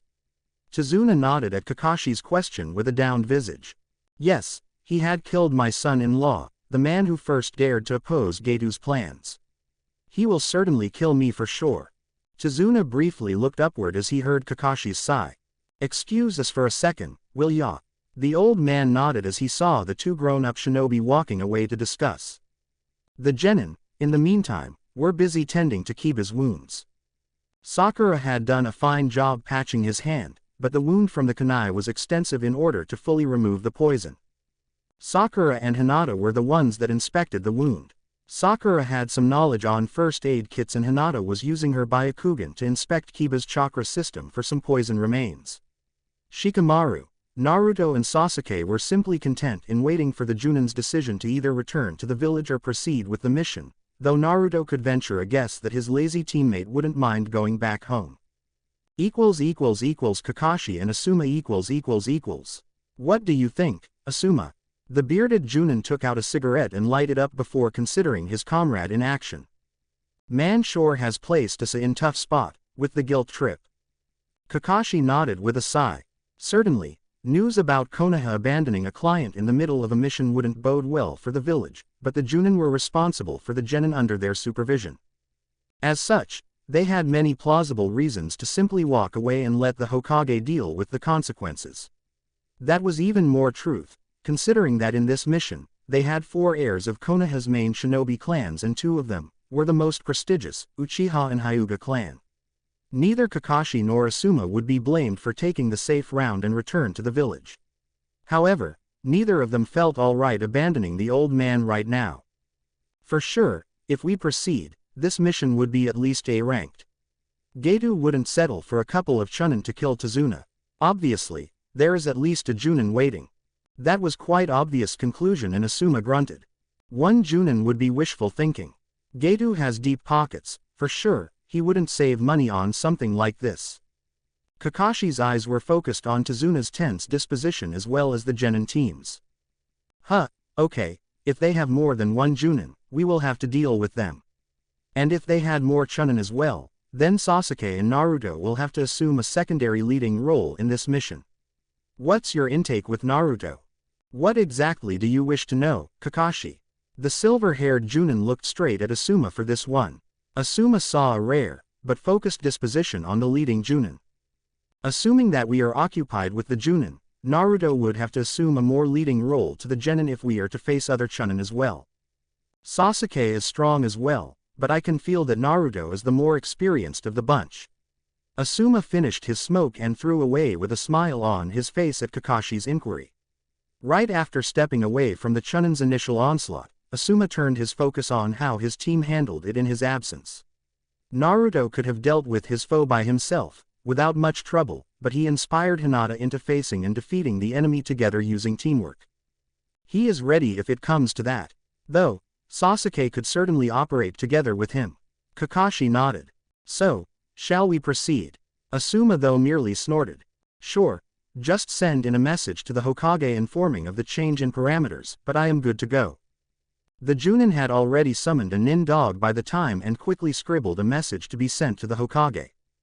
Back with the genin . The rest of the team got up as Asuma and Kakashi arrived from their discussion. Tazuna's heart was beating fast in apprehension for their answer. Kakashi was certainly taking his sweet time with his answer.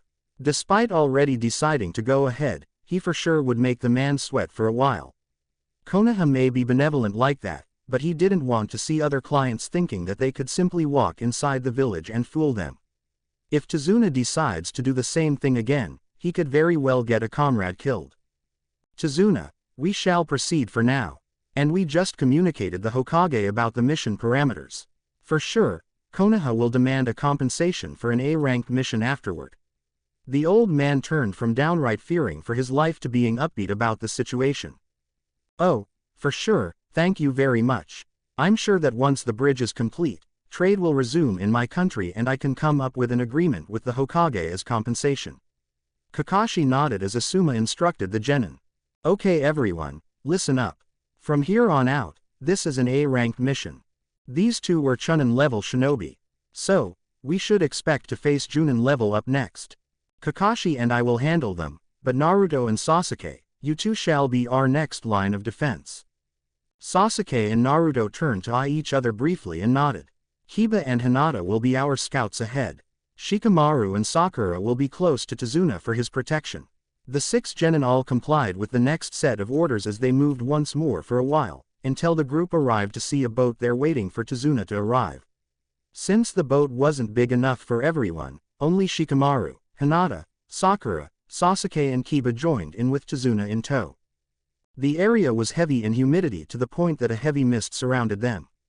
Naruto could practically perform all kinds of Suidan jutsu without much concentration.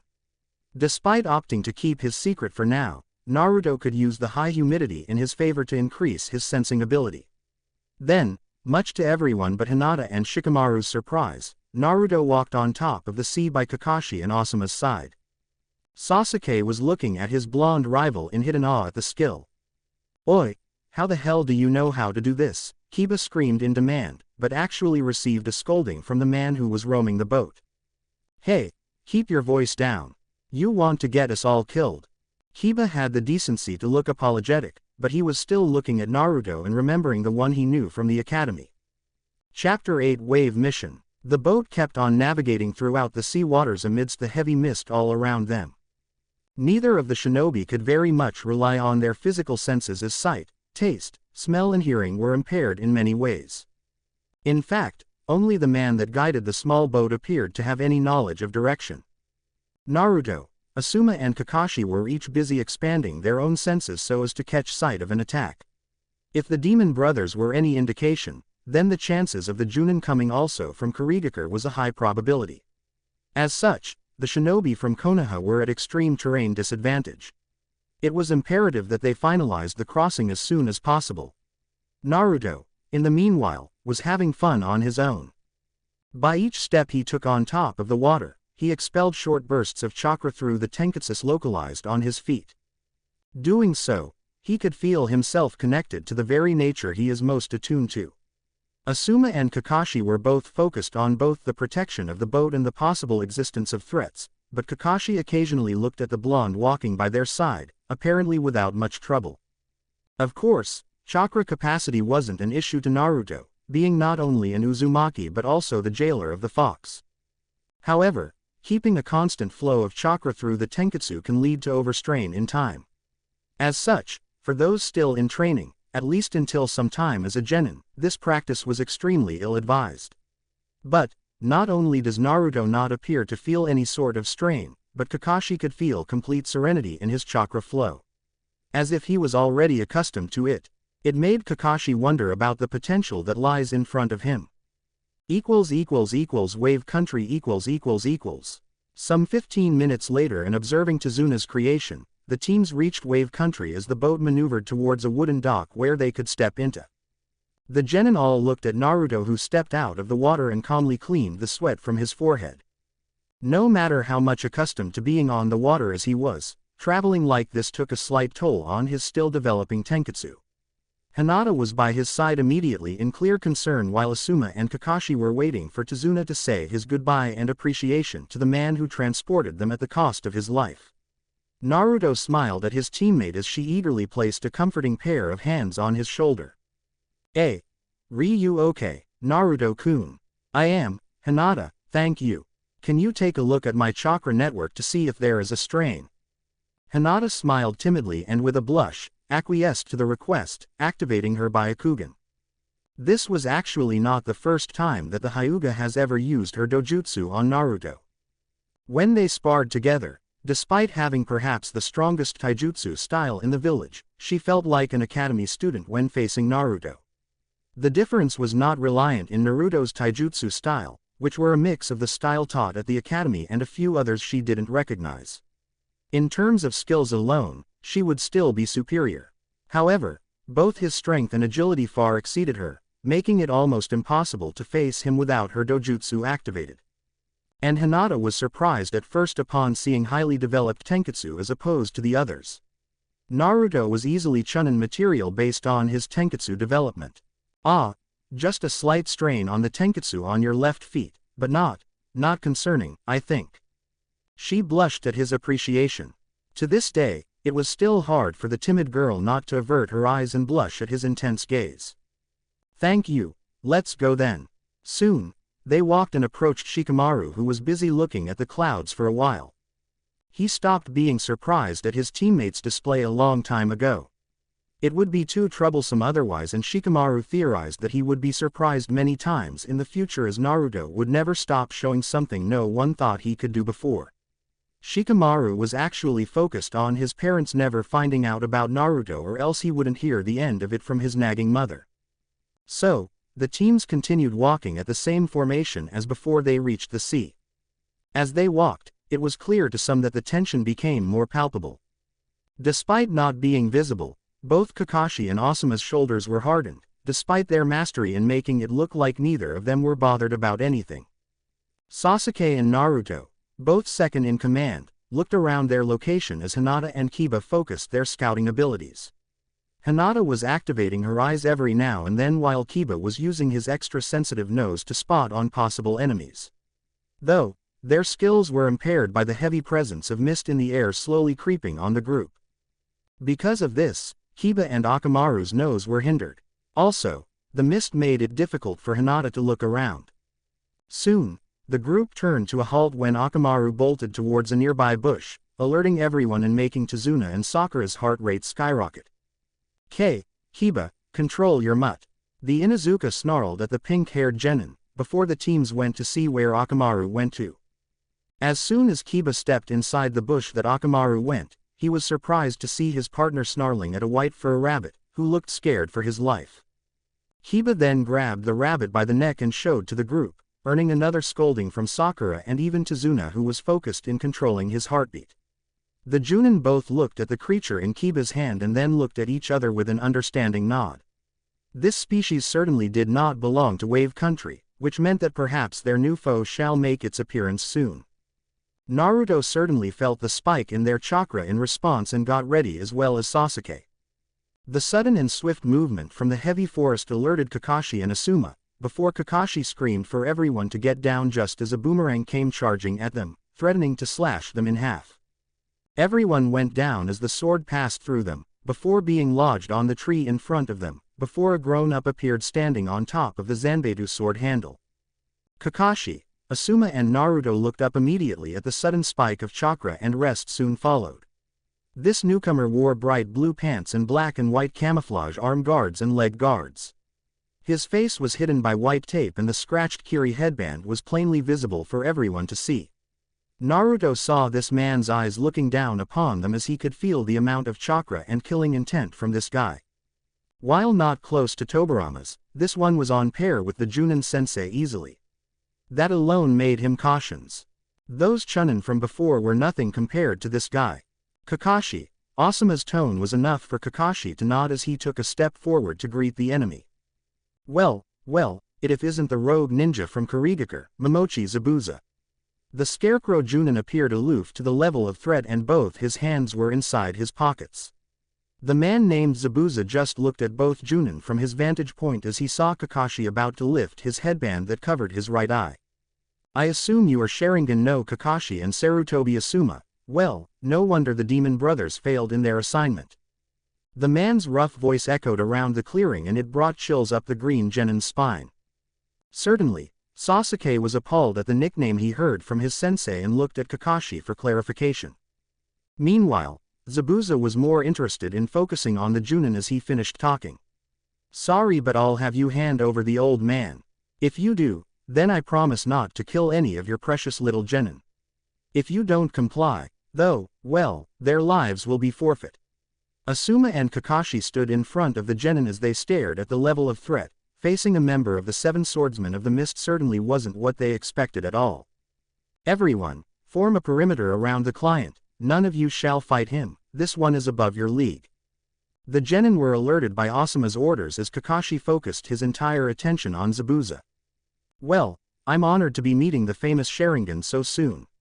The genin and the Junin looked around as the mist began to envelop the clearing even more. Zabuza noticed as the genin all circled the client to protect him. He then focused on Asuma and Kakashi, before vanishing from his position and landing on top of the small river by their side, before focusing on the ram's seal. Everyone could sense the spike in Zabuza's chakra as the man began his assault. Ninpu Kurigakure no Jutsu, ninja art, hidden mist technique. Whereas the mist was already thick around them, now it became almost impossible to even see a thing. Asuma by this point had both his trench knives on his hands and Kakashi stood in front of the group as they tried to see where Zabuza was. The heavy mist made it impossible for they to see past a couple meters. Hinata used her Byakugan and relied the information that Zabuza was no longer on top of the river, but she couldn't tell where he was. His chakra was all over the place. Momochi Zabuza, the expert in silent killing, indeed. The genin looked at Kakashi. As the name suggests, it's a killing skill that's implemented in an instant in silence. By the time you realize it, you are dead.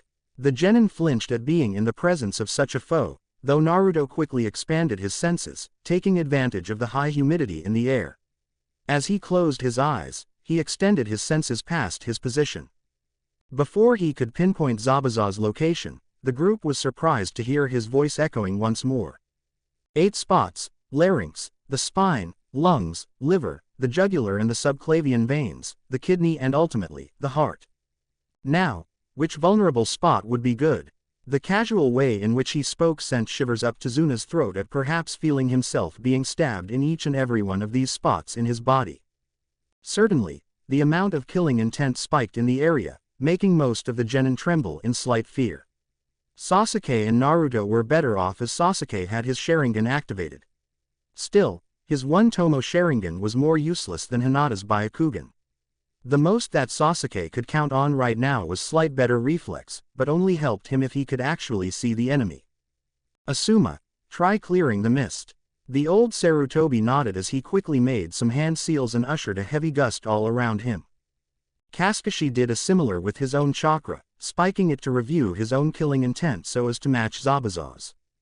The end result was that the mist cleared for a while, but because they were surrounded by the ocean, Zabuza's mist easily enveloped them once again. Also, the area now became even more saturated with killing intent, not only from Zabuza, but from Asuma and Kakashi as well. Sasuke felt it immediately and it made him remember the bad events of his life at the hands of his brother Itachi. The pressure in the air was unbearable and it made the Uchiha gag, having trouble breathing. Sasuke's troubled mind didn't even register when a kunai appeared in his own hand. The Uchiha was about to take the easy way out when he sensed a hand on his shoulder. Sasuke, use your chakra and ease your mind. The Uchiha turned to Naruto who was narrowing his eyes at him. Wah, Naruto, this is killing intent, they are spiking up their chakra to match Zabuza's. Flare up your chakra to regulate your breathing. It may have been a tip for Sasuke, but the rest of the genin all suffered more or less the same thing and did what Naruto instructed. Kakashi and Asuma smiled at the kid from their position. Well said kid, though it's time for you all to die. The sudden voice alerted everyone and Naruto could now pinpoint Zabuza's position as being actually inside their own circle of protection. Still, even before he began moving to take Tazuna away from Zabuza's swing, Kakashi had already looked straight at Zabuza's eyes and charged with a kunai, piercing Zabuza's stomach. Still, the fact that from the wound, it leaked water instead of blood alerted Naruto to the usage of a Mizu Bunshin, before he saw another Zabuza surge behind Kakashi and slash his body in half. Though, just like it happened with Zabuza, water erupted from Kakashi's body. Naruto was surprised and in awe upon seeing the speed in which Kakashi had used a Mizu Bunshin as well. This is it, this was a fight between Junin. Kakashi then positioned a kunai from behind Zabuza, but this Zabuza turned out to be Bunshin as well and appeared behind the shocked Kakashi. Asuma took this time and charged with great agility and stopped Zabuza's Zanbeidu, before it could reach Kakashi. The swordsman of the mist tsked at the sudden intrusion to his fight as he parried Asuma's trench knives. He then dodged a swing from one of the knives, but was surprised when he sensed his face being scratched and blood coming out. Zabuza then looked at the trench knives and at Asuma's knowing smirk. So, you are using wind chakra through that weapon of yours, Sarutobi Asuma. How unoriginal. The unrelenting assault between them kept for a while, but Asuma was surprised when Zabuza used the sword handle to slam Asuma's kneecap, making the bearded Junin kneel in pain at the strike. Zabuza was about to follow with a swing with his sword, when Kakashi appeared and parried with his kunai. The vein popping on Zabuza's forehead was evidence enough of his frustration. You two are starting to get on my nerves. Zabuza snarled as he used brute force to force Kakashi backward, before swinging at Asuma once more, this time with no one to stop him. Asuma saw the attack coming, but the weapon was too big for him to completely evade. Zabuza's swing ended up hitting Asuma's leg, causing a deep gash at the bearded Junin's left thigh, earning a scream in pain. Zabuza suddenly had to evade a continuous assault as he saw a great load of shuriken charging at him and not from Kakashi's position. When he looked, he could see the blonde kid with the hand-throwing motion. Zabuza snarled at the genin, before Kakashi came in once more, this time, in short-range fighting. Only once more, the swordsman used the Mizu Bunshin exchange once Kakashi managed to break Zabuza's guard. The real Zabuza appeared behind Kakashi and tried to kill him with the Zanbeidu, but he had to evade because of Asuma's knife flying towards him carried by wind chakra. Still, Zabuza was unrelented as slammed his sword on the ground and used the handle to propel his body, before aiming a strong kick at Kakashi's chest that sent him flying towards the lake. Kakashi was disoriented because of the blow and sank below water immediately, instead of using water walking to skid on top of the water.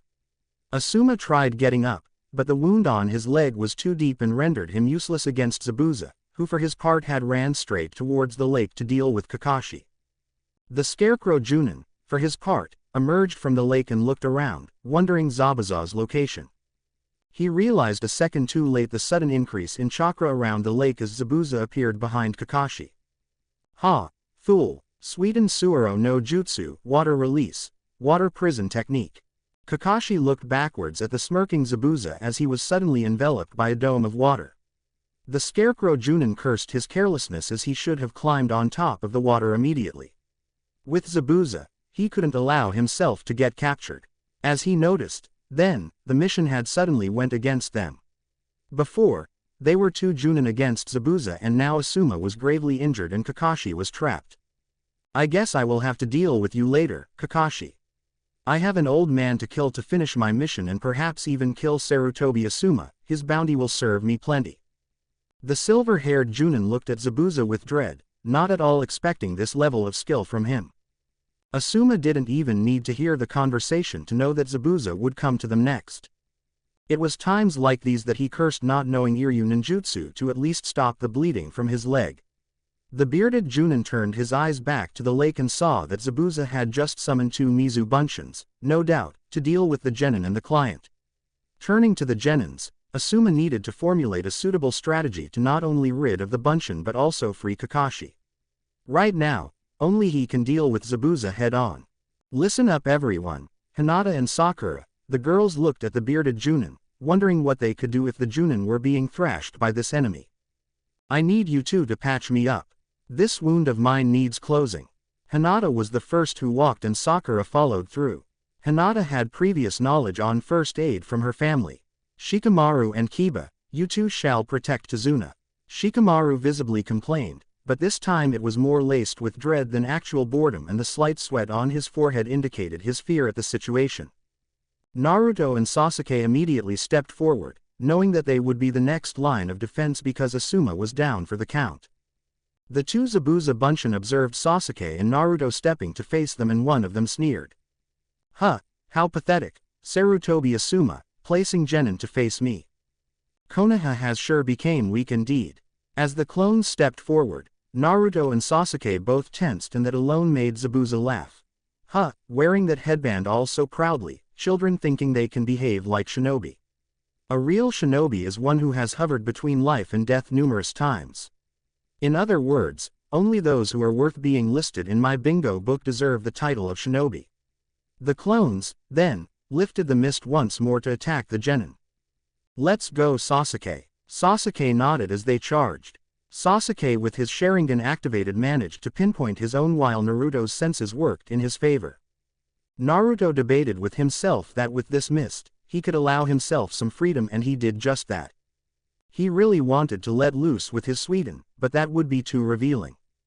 Using Asuma's tips about wind chakra and the training he had already made with Tobirama sensei, Naruto unleashed his sword and like Asuma, he focused wind chakra throughout the extension of the blade.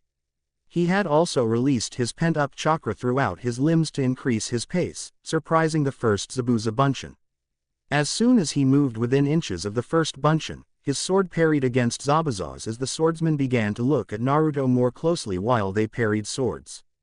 Naruto, then, managed to untangle from Zabuza's sword and they fell into a kenjutsu battle with Naruto mixing his attacks short and long range. Zabuza clone snarled at the blonde genin when he managed to slash the Bunshin in the arm. Naruto, then, dashed backward and threw a couple of shuriken, before using hand seals, surprising Asuma and even Zabuza. Futen Rapusu, wind release, gale wind palm technique. The two projectiles increased in speed, catching the first Bunshin right on the chest and it turned into water. Meanwhile, Sasuke's Sharingan allowed him ample movement of his Zabuza clone and with a kunai, he was able to move much faster and kept with Zabuza clone. Sasuke's speed was impressive, still, his speed wasn't enough to be a threat to the clone. Asuma realized that he needed to aid Sasuke and used his skills with the shuriken as well as using wind chakra to guide his knife to attack the Zabuza clone. The Bunshin snarled at the downed Junin, allowing Sasuke to make hand seals, before gathering air inside his lungs. Kaden Gukaku no Jutsu, fire release, great fireball technique. Sasuke spilled a gigantic fireball that took the Zabuza clone by surprise. The four regular genin just looked at Sasuke and Naruto, dealing with the bunchins so fast that it made all of them rather self-conscious about their own growth as a shinobi. Still, Hinata was able to somewhat alleviate Asuma's wound, allowing him to stand with Sakura's help. The fireball kept on charging though and went straight towards the real Zabuza who was holding Kakashi at bay. The amount of heat from the fireball was enough to evaporate some of the mist around the area and Zabuza was still holding Kakashi, while both looked at the approaching fireball. The ball approached in slow motion and Zabuza saw no other alternative rather than release the technique holding Kakashi as the fireball passed by them, releasing Kakashi, much to everyone's enthusiasm. The swordsman of the mist snarled as he had to block Kakashi's kunai with his sword. Huh, damn kids, he snarled even more as he laid eyes with Kakashi's Sharingan. Just the look in the scarecrow Junin made Zabuza shiver slightly. Both then jumped away from each other as Sasuke and Naruto observed the battle shift. Sasuke noticed Kakashi's fully matured Sharingan in play while Naruto noticed as both shinobi performed a long series of hand seals for a technique that he had only began to read about in Tobirama's scroll of Suiten ninjutsu. No matter how much ahead he was in the techniques, Naruto was still barely venturing the B-rank ninjutsu. All this time as per Tobirama's instructions, he was focusing on improving the element's control and reaching his sensei's skill in using the molecules in the air to produce the Suiten ninjutsu. Still, for him to reach enough skill to use this one technique without a nearby water source it will take a while. Still, his eyes were rather focused on observing the two and he could expand his senses to learn from them. As Zabuza and Kakashi finished the 44 hand seals sequence with the seal Tori, Naruto was excited to see an A-rank ninjutsu materializing as two dragon heads made of water lifted from the river and battled each other. Suiten Suiryuden no Jutsu, Water Release, Water Dragon Missile Technique. No sooner had the techniques cancelled each other, the two Junin went at each other with their respective weapons clashing. Still, as the two battled for supremacy, Zabuza couldn't help but look at the Sharingan and wonder about what happened just now. As far as he knew, the Sharingan was a tool capable of copying ninjutsu. However, Kakashi made the exact same movements as he did and at the same time, mirroring the same chakra output down to perfection.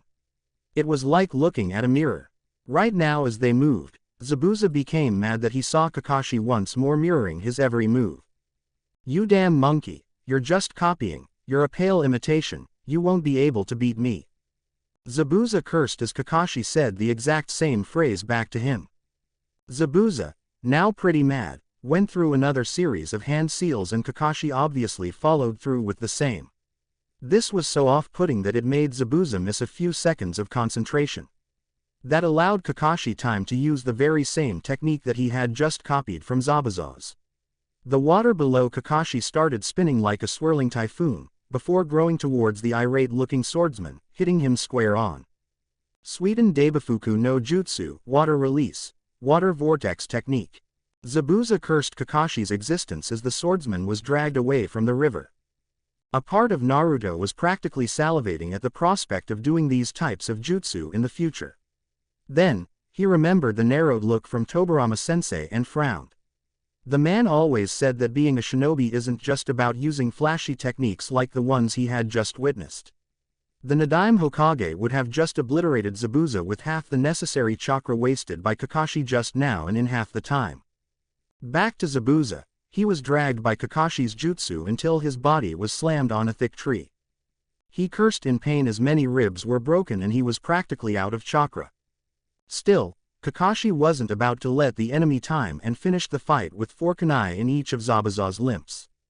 Kakashi had one more kunai on his hand for the final hit to end Zabuza's life when he saw 2 Senbon hitting Zabuza in the neck, surprising everyone. The man's eyes widened to impossible proportions, before dropping dead on the ground like a sack of potatoes. The scarecrow Junin looked surprised and then turned to the source of the projectiles. Naruto narrowed his eyebrows at the newcomer, taken aback that he didn't sense this person, before he appeared and attacked Zabuza and that scared the genin. To see someone sneaking up on everyone like that and no one being any wiser, made Naruto wary. Kakashi jumped from where he stood and he landed near Zabuza's body as Asuma and the rest approached him as well. The scarecrow Junin placed 2 fingers on Zabuza's neck and found no pulse. Well, he's definitely dead. Kakashi then saw the newcomer closer. Long silk black hair gathered in a white bun holder, the outfit consisted of the standard Kurigakure pinstriped outfit which stopped at his knees. Over this he wore a green haori with white trimmings and around his waist a brown sash with a fringed trail wrapped around his waist twice. He also wore light brown platoon sandals with straps in the same color as the kimono. The Hunter Nin mask was a dead giveaway for Kakashi as he somewhat recognized this person's assignment.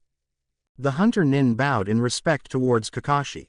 "I thank you, I have been waiting for the chance to kill Zabuza." Kakashi narrowed his eyes at the intel. "By your mask, I presume you're a hunter ninja from Kurigakure." The nin in question merely nodded as he eyed Kakashi warily. "If you don't mind, I shall take his body now. I must get rid of his body, because it contains many secrets." Kakashi and Asuma nodded as the Kiri nin lifted Zabuza's body and shunshined away from there. With Zabuza gone, then the atmosphere in the area lessened considerably as the genin breathed easily. Even Tazuna now carried a much healthier disposition with his heart rate in more adequate levels. Asuma was still being carried by Sakura while Shikamaru and Kiba followed them. Naruto and Sasuke were closer to Kakashi as the scarecrow Junin covered his Sharingan eye, before returning his hands inside his pants pockets as if the fight just moments ago never happened. "Okay. Then, this mission isn't over yet. We still have to take Tazuna to his house." The old man let out a heart-filled laughter. "Yes, thank you all for saving me, you can all rest in my house." As such, the group started walking once more. However, as soon as Kakashi took a step forward, his entire body had frozen and he simply fell on the ground. Some of the genin went to him immediately in concern while Asuma chuckled at the situation. It appears to be the case of chakra exhaustion. "Naruto and Kiba, would you two be so kind and carry him? Sasuke, you and Hinata shall walk together up front in case we are under attack once more." The genin did as instructed as Sasuke and Hinata followed up front with Tazuna, since he knew the direction better. Meanwhile, Naruto and Kiba lifted Kakashi and carried him. Asuma and Sakura were next to them. Shikamaru for his part stood close to Naruto as he pondered on the situation. "Naruto, what can you tell me about the hunter ninja?" The blonde genin was carrying Kakashi's shoulder and looked at Shikamaru who was busy contemplating the events. It's strange that he managed to hide his presence like that, neither Hinata nor Asuma-sensei could feel him nearby. Shikamaru let out a thinking sound with his throat as Naruto continued. "Plus, even now, I could barely feel his chakra. Such level of control is unheard of, aside from that, nothing much." "Why do you ask?" The Nara genin stopped looking down and looked at his genin companion as they could see a wooden cottage up ahead. Asuma was content to hear the conversation. "Not sure, the weapon of choice seemed strange. I never knew Senbon could be used for killing. Plus, I remember my dad saying that hunter ninja dispose of the body right away, but this one merely left with Zabuza." Naruto now began to ponder about what Shikamaru had said. Nara Shikaku is Konoha's Junin commander and one of the Hokage's most trusted advisors. "One thing I can say that the hunter nin appeared to be not much older than us." Asuma's chuckle made Naruto and Shikamaru turn to him. "Age alone isn't guarantee of anything, Naruto. In our world, there are shinobi and kunoichi out there perhaps younger than you and stronger than me or Kakashi. Though, I believe that Shikamaru's doubt has merit. I have some doubts of my own, but it's best to wait until Kakashi awakens." With that, the talking ended as Tazuna opened the door to his house and announced his jovial return to his daughter. Tazuna's house Tsunami soon appeared to greet the teams and quickly ushered them all to a room where she had fixed 2 futons for Asuma and Kakashi. The scarecrow Junin was still down for the count and Asuma's leg was still due to be fully healed, however he was still conscious and thus second in command. "We appreciate the hospitality, Tsunami-san." The blue-haired woman blushed at the gaze from the bearded Junin and bowed in respect. "Think nothing of it, you guys saved my father. This is the least I could do. I will be preparing dinner for everyone, so please get some rest, Shinobi-san." The woman soon left the room, while the genin awaited for Asuma's orders. "Well, not much we can do aside from staying here for a while at least until Kakashi awakens. Naruto and Shikamaru, lay some traps around the house perimeter and then come back." Naruto nodded at the order and sighed once he heard Shikamaru complaining, much to Hinata's giggle and Asuma's chuckle. If there was one thing he wished more than anything right now was for his sweet inability to come public, then he could use some water whips on his comrade every time he heard the word, troublesome, from Shikamaru. Once outside, Naruto and Shikamaru turned to work on some physical traps placed in strategic locations around the perimeter. Naruto, while seeing Shikamaru placing the traps, quickly chose 4 spots around the house and gathered 4 fuinjutsu tags of his making inside his kunai holster. Aside from storage scrolls, Naruto had learned from Tobirama's scroll how to draw these tags that once applied in a specific formation, can be activated by the user. If any intruder passed through these tags, then Naruto would be alerted immediately. Naruto learned that aside from ninjutsu, he had found himself rather drawn to the subject of fuinjutsu. The only problem was that he needed to henge into someone else to buy the necessary supplies for the craft. A situation that so far still baffled him when he went inside one shinobi tool shop and was practically denied service by the store owner. Then, when Naruto hanged to appear like a random genin, it was like a flip of the switch. Since that day, Naruto used the same skill in every shop he went and got what he needed. He at first considered going to the Hokage and register a complaint, but then he would only be increasing the animosity. Plus, Naruto wasn't certain that the Hokage would even believe him. To this day, the old man had yet to tell him about his status as a Jinchuriki. So, going to him and openly stating that people refused to take his money because of him being a Jinchuriki of the Kyuubi no Yoko would certainly follow, with the Sandaime questioning Naruto as to how he was made aware of the fox. In other words, like Shikamaru likes to say, it would be too troublesome. Next day.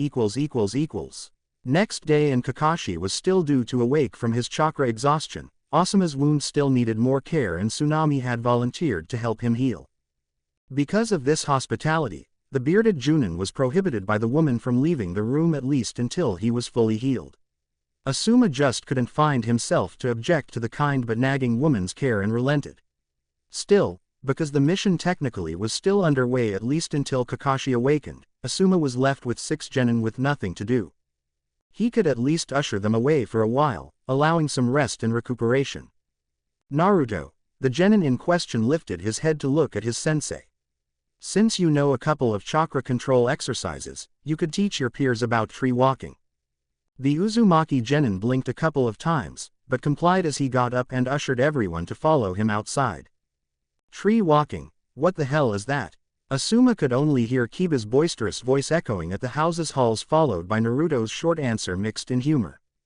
Oh, you'll see, Asuma snorted at the blonde genin. No doubt he will fall a lot. The bearded Junin turned to the gruff voice coming from his partner Junin and grinned, while taking a cigarette from his pocket and lighting it. About time you have awakened, Kakashi. Kakashi slowly got up from the bed as he looked at Asuma.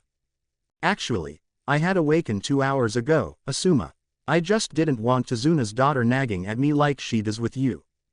Asuma chuckled at that as he released a good old smoke. So, what shall we do from here? Asuma laughed once more as he saw the change in Kakashi's tired disposition. Back when he was Anbu, the scarecrow Junin was all business and rarely complained about anything. Now, though, it became clear that Kakashi very much preferred to rest. The bearded Junin found himself wondering just when did they stop focusing on their careers and started slowing down. Certainly, Asuma's time with the Fire Daimyo's royal guard came to mind. He knew that Kakashi had his fair share of bad experiences as well. Not sure, though I'm afraid to say that our good friend Zabuza is still amongst the living. Asuma's cigarette fell slightly as Kakashi confirmed his own suspicions. And now we can assume that he will not face us alone next time. Asuma took a long drag from his cigarette before throwing it away. He was already regretting continuing this mission. Chapter 9 Wave Mission Part 3. Uzumaki Naruto was busy taking a seat by the clearing close to Tazuna's house while he observed the other 5 genin going about their respective tree-walking training. Well, 6 if you count Akamaru. Naruto had given Team 7 a quick explanation about chakra control and the exercise they would be performing. Sakura offered her own 2 cents about the more theoretical applications of chakra and even went as far as to supply her teammates with an explanation about the usage of chakra in ninjutsu and genjutsu. Hinata and Shikamaru had already began this training before, and Sasuke looked to be more in tune with the exercise concept, though he even used his Sharingan to copy Naruto's demonstration. Of course, that alone wouldn't help Sasuke much, considering that Naruto had way more chakra than him. Once the explanations were over, Naruto asked everyone to pick a tree and mark their progress with a kunai. As such, he took a nice relaxing seat by the clearing as he heard the continuous sounds of an angered Kiba falling on his butt, followed by his dog.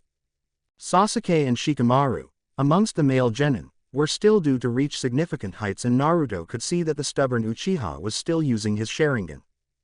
Doing so would deplete his reserves at a much faster rate, rendering the exercise useless.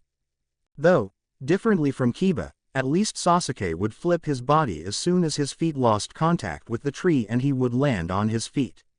As far as Shikamaru was concerned, Naruto understood that the genius Nara had a unique way of learning a technique. He would go about understanding the functionality of his own chakra flowing through his own tenketsu, instead of simply attempting numerous times until he was successful. Also, unlike Naruto's own attempts under Nadime's guidance, Shikamaru wasn't in any hurry to accomplish this exercise. Well, this was easy, Naruto. And you made it sound hard. The genin in question turned to Sakura's tree and saw the pink-haired genin boast about her accomplishment. Kiba snarled at his companion reaching the top before he did. Hinata was next to Sakura's tree and was also on the verge of reaching the top. Hinata, Sakura, excellent job. Sakura, from what I can see, your chakra control is the best because of your small chakra reserves. The pink-haired genin frowned at the jab but kept listening. You could go up and down the tree using chakra until you run out. That is a fine way to increase your chakra capacity. Sakura released a sigh at that. Before doing as commanded, she turned to see Sasuke, noticing her improvement, and that alone gave an inspiration and drive for her to try harder. Naruto, then, turned to Hinata, who had scratched the tree quite high, before flipping her body and landing on the ground safely. She was about to go once more when Naruto approached her. Hinata, a moment please, the Hyuga heir nodded as she waited for her genin commander. As I understand, the Hyuga clan is famous for its knowledge in chakra and how it flows through the tenketsus. I would imagine you would have beat Sakura in this exercise, even if your chakra capacity is much higher than hers. Is there something wrong? Hinata, though, merely looked down in slight shame at the question. That gesture alone answered his question, and Naruto silently slammed his face for such thoughtlessness. Of course, her feelings of insecurity got in the way. I'm sorry, Naruto-kun. I'll try to improve. The Hyuga flinched at feeling his hand on her shoulder. Upon looking up, though, she only saw a gentle smile at her. While it was not that full-out smile that illuminated her world in the past, it still managed to relax her posture. There is no need to improve something you already know, Hinata. You just need to show more conviction, that's all. I want you to try again, and this time, do not think if you can do it, you know you can. Hinata looked in awe for a while, before holding her kunai more firmly and accepting Naruto's advice. This time, Hinata activated her Byakugan and took some distance before running towards the tree and placed the first step. As soon as she did so, Naruto smiled upon sensing the correct amount. The girl then climbed her tree like a pro, only looking at her destination. The rest of the genin all stopped their own work as they saw the Hyuga genin climb her own tree with as much expertise as Naruto himself. When Hinata managed to reach the top of her tree, she was surprised at herself while looking at the view from up there. Way to go, Hinata, congratulations. The Hyuga blushed at the praise, but her facial expression showed contentment at her own achievement. She managed to do it in the end, and that brought great joy. Shikamaru, what are you doing, just standing there? You're still half up the tree. Hinata couldn't help but smile in elation at the other member from their team complaining as she got back down and got close to Naruto. Ah, Naruto-kun, is there something else I can do, while the rest finish their exercise? Naruto then turned to the smiling Hyuga and nodded. Sure, why don't you rest a bit and then I'll teach you how to do water walking. Actually, I believe that Sakura could join us as well. Naruto then went to the male genin team while Hinata took a seat at her tree. Sasuke was still struggling somewhat. Kiba was barely doing so, and Shikamaru had called it quits for today, much to Naruto's complaint. Well, Shikamaru would learn at his own pace, and if he wanted help, he could ask either Naruto or Asuma. Naruto, then, turned to Sasuke as the Uchiha kept on looking at the tree, almost like he was looking at Itachi. It was quite visible what his problem is. Huh, you can't be angry like this, Sasuke. The Uchiha turned to Naruto. You need to focus on the exercise, focus on your chakra and feel how it flows through your tenketsu. You will tire up if you keep like this, you too Kiba. Oi, who do you think you are? Naruto sighed and then turned to Sasuke with a smile. Well, you can look at your teammate and do the opposite. The blonde then turned to Hinata and Sakura. Hinata, Sakura, I think I saw a small lake nearby. The next step of chakra control is water walking, and you two are more advanced in that regard. Follow me. The two girls nodded and followed the blonde genin, leaving the male genin alone in the clearing, with Shikamaru on the ground taking a nap, while Kiba and Sasuke used their stamina to finish the exercise. Back in Tazuna's house. It was already nighttime when the teams gathered at the table for dinner. Tazuna, Asuma, Kakashi, Naruto and Shikamaru were gathered at the table, while Tsunami had the help of Hinata and Sakura. The woman was enjoying herself, preparing dinner while talking with the two teenage kunoichi. It made her remember the times when she was Hinata and Sakura's age in Wave Country. She would smile upon seeing Sakura swoon over the boy called Sasuke. The way that Hinata was blushing when asked about the subject, Tsunami wanted nothing but to hug the cute little genin kunoichi. Back at the table, Kakashi was still having trouble moving and his chakra was in complete disarray. Asuma's injuries were already healed, and as such, he took command over the mission. Naruto, where is Sasuke and Kiba? The genin looked at Kakashi in annoyance. Still outside trying to finish the exercise. Sakura tried talking to them, but they are quite stubborn, though I don't know if each one is trying to outdo the other at this point. Kakashi released a sigh at that and scratched his head. Yes, I believe they are. Having a rivalry is fine and all, but not on a mission. I do wonder why you thought it was wise to teach water walking to Hinata and Sakura. I did recall Asuma asking you to focus only on tree walking. Kakashi's remark lacked any tone of reprimand, so Naruto casually explained. Seeing as they finished tree walking in record time, I figured that water walking would benefit them, plus Sakura needs to increase her chakra capacity.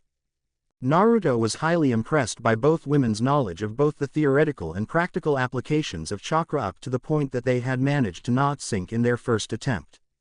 By the end of the day, both had already managed to stand on top of the water by dully regulating their chakra. By his estimate, it would take 2 more days for them to finish.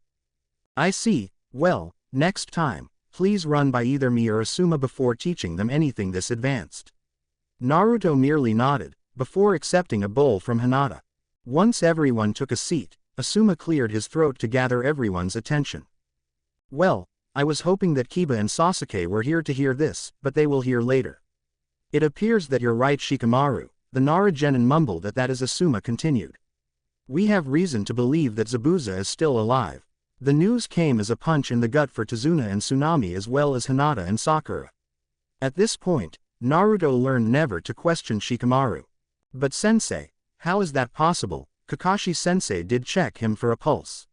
Sakura questioned as she took a seat close to Hinata. This time, Kakashi took over the explanation.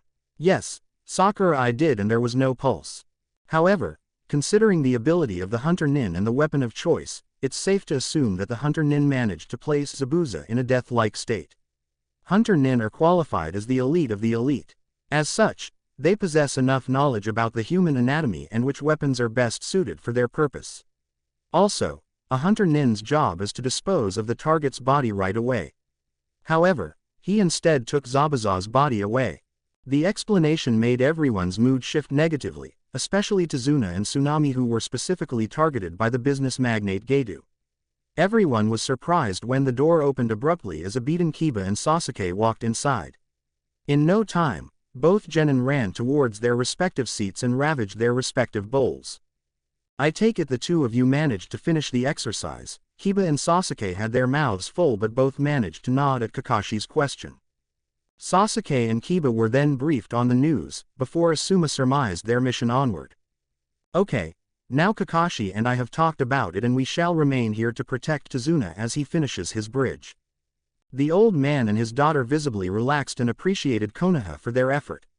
However, Kakashi is still in need of recovery, so he will take over the Genin's training while me and Naruto will accompany Tazuna. Zabuza will not attack us right now. You can't simply recover from a death-like state. The body needs time to recover, but we'll have to face him once more as well as the Hunter Nin, not to mention the possibility of Zabuza gathering more to the cause. The information made everyone quite tense. The thought of facing others like Zabuza was quite terrifying, indeed. Next day Next day, while Naruto and Asuma followed Tazuna to the bridge construction, Kakashi had approached the rest of the Genin with his directive for the day. Okay, seeing that Hinata and Sakura are already training in water walking, you two are to continue. I understand that the boys are still due to finish, even if Sasuke and Kiba claim to have already finished. So, you three shall keep on doing tree walking until I can attest the completion. Hinata and Sakura were already heading towards the lake where Naruto last took them yesterday. Sasuke, Kiba and Shikamaru stood side by side and it was clear to Kakashi that both his Genin subordinates looked irate at his command. Hey sensei, we already finished yesterday. Teach us something useful, like a cool jutsu. Kakashi's eyes never changed from plain boredom, however. Kiba, I do believe that Naruto had explained to you all the importance of chakra control, but I can repeat it. The scarecrow Junin stopped talking once the Inuzuka complained once more. Yeah, a good chakra control is adamant for using ninjutsu and stuff, blah blah, but we did finish. The Junin sighed, half hoping that Sasuke wasn't of the same mind as Kiba. Debatable, considering that your chakra reserves were almost depleted last night, having almost none to control isn't the same as finishing the chakra control exercise. Now, continue. True to Kakashi's theory, Kiba attempted to show off and run towards one of the trees and then go all the way towards the top, until his feet slipped and the Inuzuka at least managed to flip in midair and land on his feet. Sasuke for his part cursed having to perform this kami-forsaken exercise one more day. Shikamaru, for his part, looked at his tree with both hands inside his pocket, before he began his own climb, placing one foot after the other, only this time he was able to walk all the way to the top. Kakashi couldn't help but sweat drop at the lazy display. The kid could really put more effort into it, but then Shikamaru wouldn't be called a Nara. Well, nice job Shikamaru, it looks like you mastered it. Feel free to practice your family's ninjutsu if you wish. I also understand from Asuma that you're studying genjutsu. If you want any help, please ask. The Nara genius nodded and took a seat by the tree, before picking up the genjutsu scroll that Asuma gave him. With Naruto . While the Genin were training, Asuma and Naruto were at the construction site, while they observed Tazuna and his crew at work. Along the way, Naruto saw the condition of the country and frowned in concern. After seeing it, his respect for the old man rose. Tazuna may have lied to Konoha about the mission, but he at least had good intentions in mind. While he was observing, Asuma was busy taking a seat on a bench nearby. He was relaxing himself while taking a smoke. His eyes then landed on his blonde Genin in charge. Hey Naruto, come here for a second. Naruto looked at his Junin sensei and saw him picking a leaf from the ground. What is it sensei? Asuma was busy twirling the leaf, before giving it to Naruto. I gather that you managed this exercise already, but show me. The Genin understood and grabbed the leaf before placing it in between his hands, before focusing wind chakra. It didn't take 5 seconds for him to show a leaf sliced in two, to which Asuma smiled in recognition. I figured, in your fight against Zabuza, you even used a wind technique and did so perfectly. Naruto briefly wondered if the man had a question in mind, but when none came, he just nodded in enthusiasm. Your scroll helped a lot Asuma-sensei. I have been practicing the two techniques constantly until I got the hang of it. The Junin finished his smoke and then threw it away. So, you're also practicing the Daitapa, great breakthrough. To Naruto's nod, Asuma urged him for a demonstration. Show me then, try clearing this mist so that we can help the workers. The Genin then got into position and performed a considerable sequence of hand seals, while molding wind chakra through his tenketsus, before gathering air inside his lungs. As soon as he released the pent-up air, Asuma's eyes widened at the torrential blast of wind that erupted from Naruto's mouth, ridding the area of the heavy mist for a while. The workers all thought it was a weird natural phenomenon, but continued their work as if nothing happened. The Junin simply whistled in approval. How is that? The Junin looked down at Naruto and hummed in appreciation. Good, better than I thought, though you took a bit longer on that hand seals sequence. Keep on practicing. It will be easier once you finish the second wind chakra exercise, but that will have to wait for a while. The genin nodded, not bothering to point out that he had already finished the second exercise and performed the techniques a couple more times, while Asuma turned to watch the crew at work. Tazuna's house . At the end of the day, Naruto and Asuma walked inside the house, only to hear the ramblings of a child directed at the members from Konoha.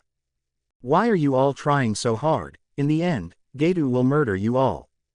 Tazuna saw his grandson Inari screaming at the shinobi from Konoha and ushered him to stop antagonizing them. What's the point, Gigi? In the end, everyone who tries to stand against Geto dies. The boy visibly complained once Tsunami scolded him and sent the boy to his room. Tazuna looked at the boy's back in sadness. I apologize for his behavior, everyone. Inari was such a sweet boy, very energetic. Tsunami looked down as she had no more tears left in her eyes because of what happened. It all changed after he witnessed his father being killed by Geto's goons. The bridge I am building represents the hope of Wave Country. Without it, our county has no connection to the mainland. And Geto controls the ports and harbor in the area, not to mention connections in the Waterlord's office. This bridge is our only chance to save this country. After that, no word offering was needed and Tsunami went back into the kitchen to fix dinner. Naruto was then seen walking through the house corridor, before he heard the noise of a child crying. He looked inside the door to see the kid Inari sitting on a table and crying his heart out while looking at the picture of a man. Excuse me, can I come inside? The kid Inari grabbed the picture and held it close to his chest as he looked towards Naruto in anger. The genin showed his hands up in peace. Sorry to intrude, I just wanted to talk, if that's okay. Inari then wiped the tears from his face and turned into a cold exterior. I have nothing more to say. Naruto smiled in sadness as Inari diverted his eyes to the ground. The genin took a seat by his side as he looked at the ocean from Inari's room window.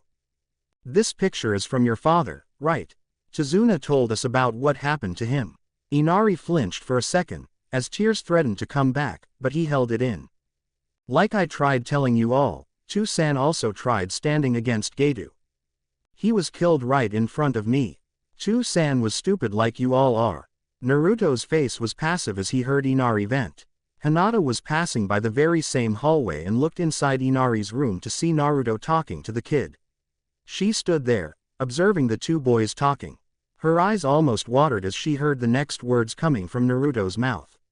Also, those deep blue eyes of his still held the same amount of confidence. Well, I don't know about us, but in my eyes, your father was a hero. Inari looked up at the blonde genin in surprise and Hinata smiled at the scene. The fact that your father faced the adversity of this Geto with nothing but his bare arms, that showed courage above all else. It showed that he stood for what's right in the end. Inari fought hard and all, but he was still a 6-year-old kid that missed his father. And Naruto's words made him remember his old man's words. Naruto only smiled, though, as he held Inari in a hug as the kid cried in his chest. You know, I grew up an orphan, so I never met my parents. Inari looked up in surprise as Naruto smiled at him. I would have liked to hear that my father was a hero just like your father was. As a matter of fact, I somehow know in my heart that he was. Hinata looked quite saddened at Naruto's testimony and it made her remember her mother, who died giving birth to Hinata's sister. Still, Hinata could see that Inari had stopped crying and was paying close attention to Naruto's words. You really think my father was a hero? There was hope in his voice as he waited for Naruto's response. Is there any doubt, Inari? The kid then smiled and nodded. Now, I need to do some training, but anytime you want someone to talk to, I'm here, okay? The kid nodded happily, and Naruto turned towards the door to leave the room.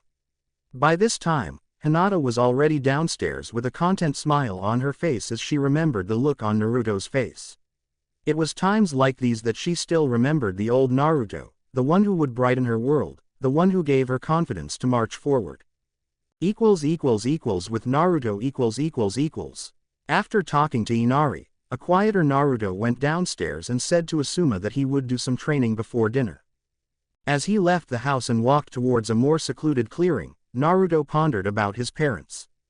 Naruto was speaking from the heart when he said that his father was a hero, though every time he asked the Sandaime about it, the man would say that he didn't know. Though, Naruto already knew that Sarutobi Hiruzen hid the information about the Kyuubi from him, so it stood to reason that the pattern would be the same regarding his parents. It was the only explanation, considering the boy's status as a Jinchuriki. Being a person of interest to Konoha, there was simply no way the Sandaime wouldn't know everything about him. A long sigh was released from his mouth as he found a nice enough clearing covered by a heavy mist. Once he stood in the middle of the clearing, Naruto closed his eyes and focused on the ram seal to train his water manipulation training.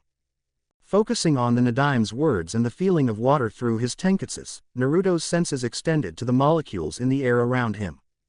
This land had a high concentration of humidity, being close to the sea, so Naruto's capabilities doubled. In this place, he realized that he needed less time to mold the necessary chakra for his techniques. So engrossed was he in his training, that a person wearing a pink kimono with long straight hair approached the clearing with Naruto none the wiser. "Oh, I'm sorry, I didn't know that someone was here." Naruto's eyes opened fast as he relinquished control from his jutsu immediately. When he looked at the source of the voice, he saw what appeared to be a teenage girl holding a basket. Naruto went into high alert, considering that he didn't sense this person approaching, though he could barely feel a chakra network, so it could be a civilian. "Who are you, and what are you doing here?" The pink kimono user merely smiled and showed the basket to Naruto. "Oh, my name is Haku, I'm just here to gather medicinal herbs." Naruto approached what appeared to be a girl and looked inside the basket to see slices of plants. "I see, so, you're a healer, then." Haku merely smiled at that. "Yes, something like that, sure. I'm collecting these herbs for someone very special to me." Naruto found his control smoothing in this person's presence. He couldn't feel any animosity or killing intent whatsoever. "Well, do you need any help or are you finished collecting?" Haku merely smiled in appreciation. "I appreciate it, but I got everything I needed." The blonde nodded and was about to turn and leave, when Haku noticed the headband. "Say, are you a shinobi?" "I recognize the headband." "I am. Name's Naruto." "Nice to meet you, Haku." "A pleasure to meet you as well, Naruto-kun." "So, what are you doing here if I may ask?" Naruto debated on what to say at first, but answered. "Training, that's all. I need to become stronger after all." Haku looked doubtful at that as he casually observed. "Why, you already look strong enough. Is there a reason you need to become stronger?" The Konoha genin looked startled at the question, never once debating with himself the reason for it. Getting recognition, being one step closer to becoming Hokage, those would be the answers he would have given before meeting with the Nadaime Hokage and getting trained under him. The man was ruthless in all the lessons he passed on to Naruto, but one of them really stuck to the genin, which actually was the last words he had spoken, before vanishing. "Naruto, use the skills I taught you and the ones you will learn to protect Konohagakure." The genin then looked at Haku with enough confidence to state the same thing. "I need to be stronger in order to protect my village and everyone in it." Haku looked surprised at his answer, before smiling back at Naruto. "Oh, then you are indeed strong, Naruto-kun. When a person has something precious they want to protect, that's when they can truly become strong." Naruto looked deeply at Haku's eyes and found himself thinking about the words of wisdom he had just heard. Haku, then, got up from the ground with the basket in his arms and walked away, leaving the pensive Naruto in the middle of the clearing. Naruto then turned to see Haku leaving and couldn't help but smile deeply at those words that were now recorded in his mind. The blonde was so far engrossed in his thinking that he didn't see Sasuke approach right after Haku left, saying it was time for dinner. Next day. As soon as Kakashi was fully healed, the team stood in front of Tezuna's house together with Inari and Tsunami. The time it took for Kakashi to heal was the exact time it would take for Zabuza, give or take, so it stood to reason that the hidden missing nin could attack Tazuna at any time now. After saying their goodbyes to Tsunami and Inari, the teams walked towards the bridge. Inari looked much better than before, thanks to the talk he had with Naruto yesterday. And Tsunami and Tazuna were thrilled to see the livelier look coming from the kid. Once the teams from Konoha left, Inari even offered to help his mother with some chores, earning a deep smile from Tsunami. Inari then went inside the house to go to the bathroom. The kid was on the tip of his feet washing his hands, when he heard the frantic scream from his mother.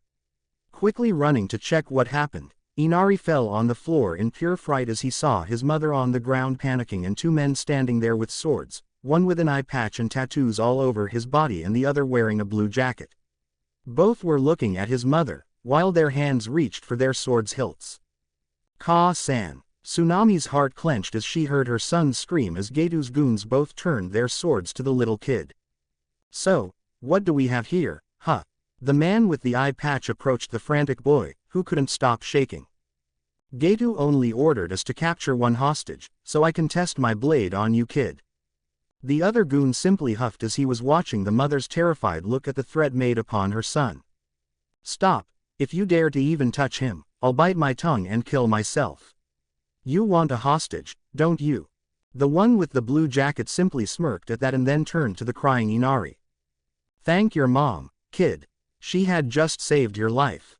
As such, Inari could only whimper on the ground as he saw his mother being tied by a rope and then taken away as a hostage. He just stood there crying and he couldn't help it, he was powerless to stop and couldn't protect his mother from these goons. He just stood there doing nothing. Inari felt like he had disappointed everyone, he was just a little boy and couldn't do anything about it.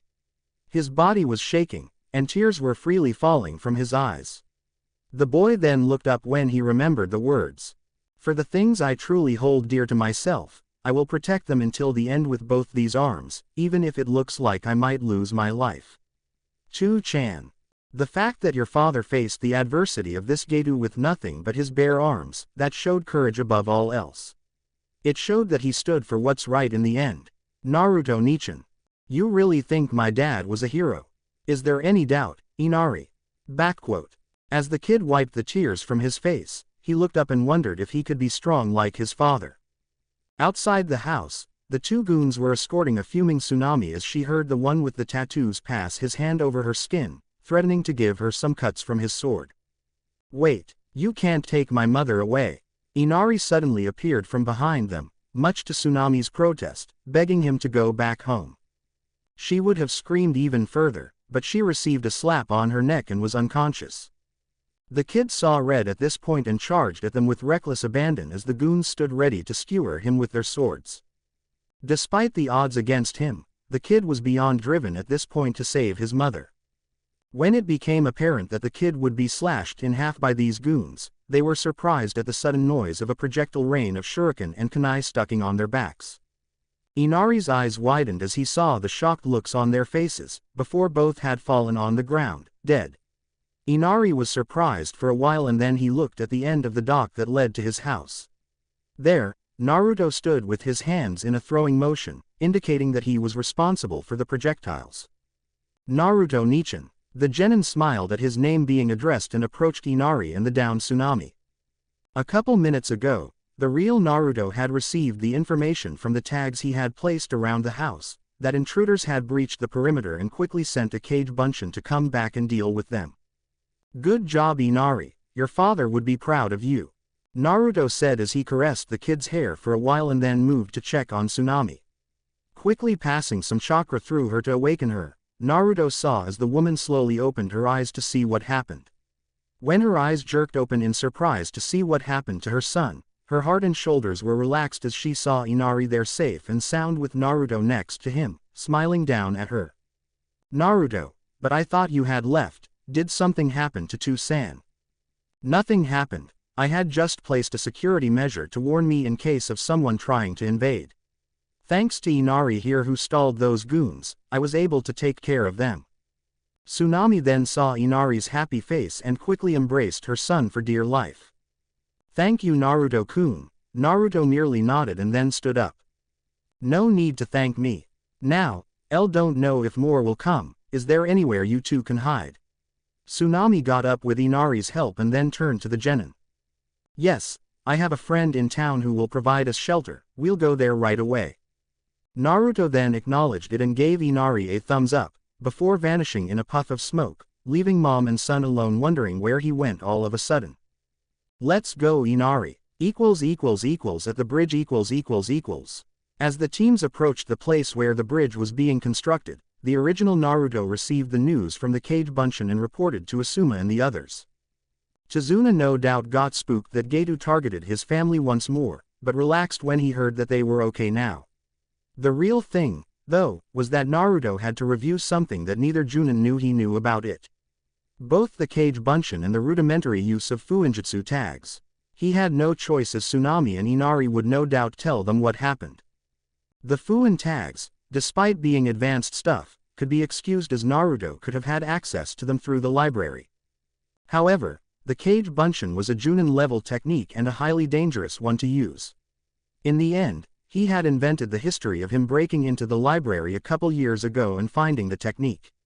While it wasn't the best cover story in the world, it's not like either Junin would bother to follow up on it, since he wasn't a shinobi yet when it happened and his actions weren't under the Hokage's jurisdiction.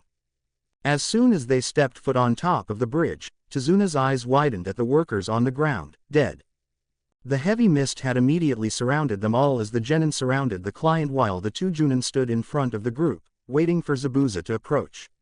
Their eyes widened as they heard footsteps approaching.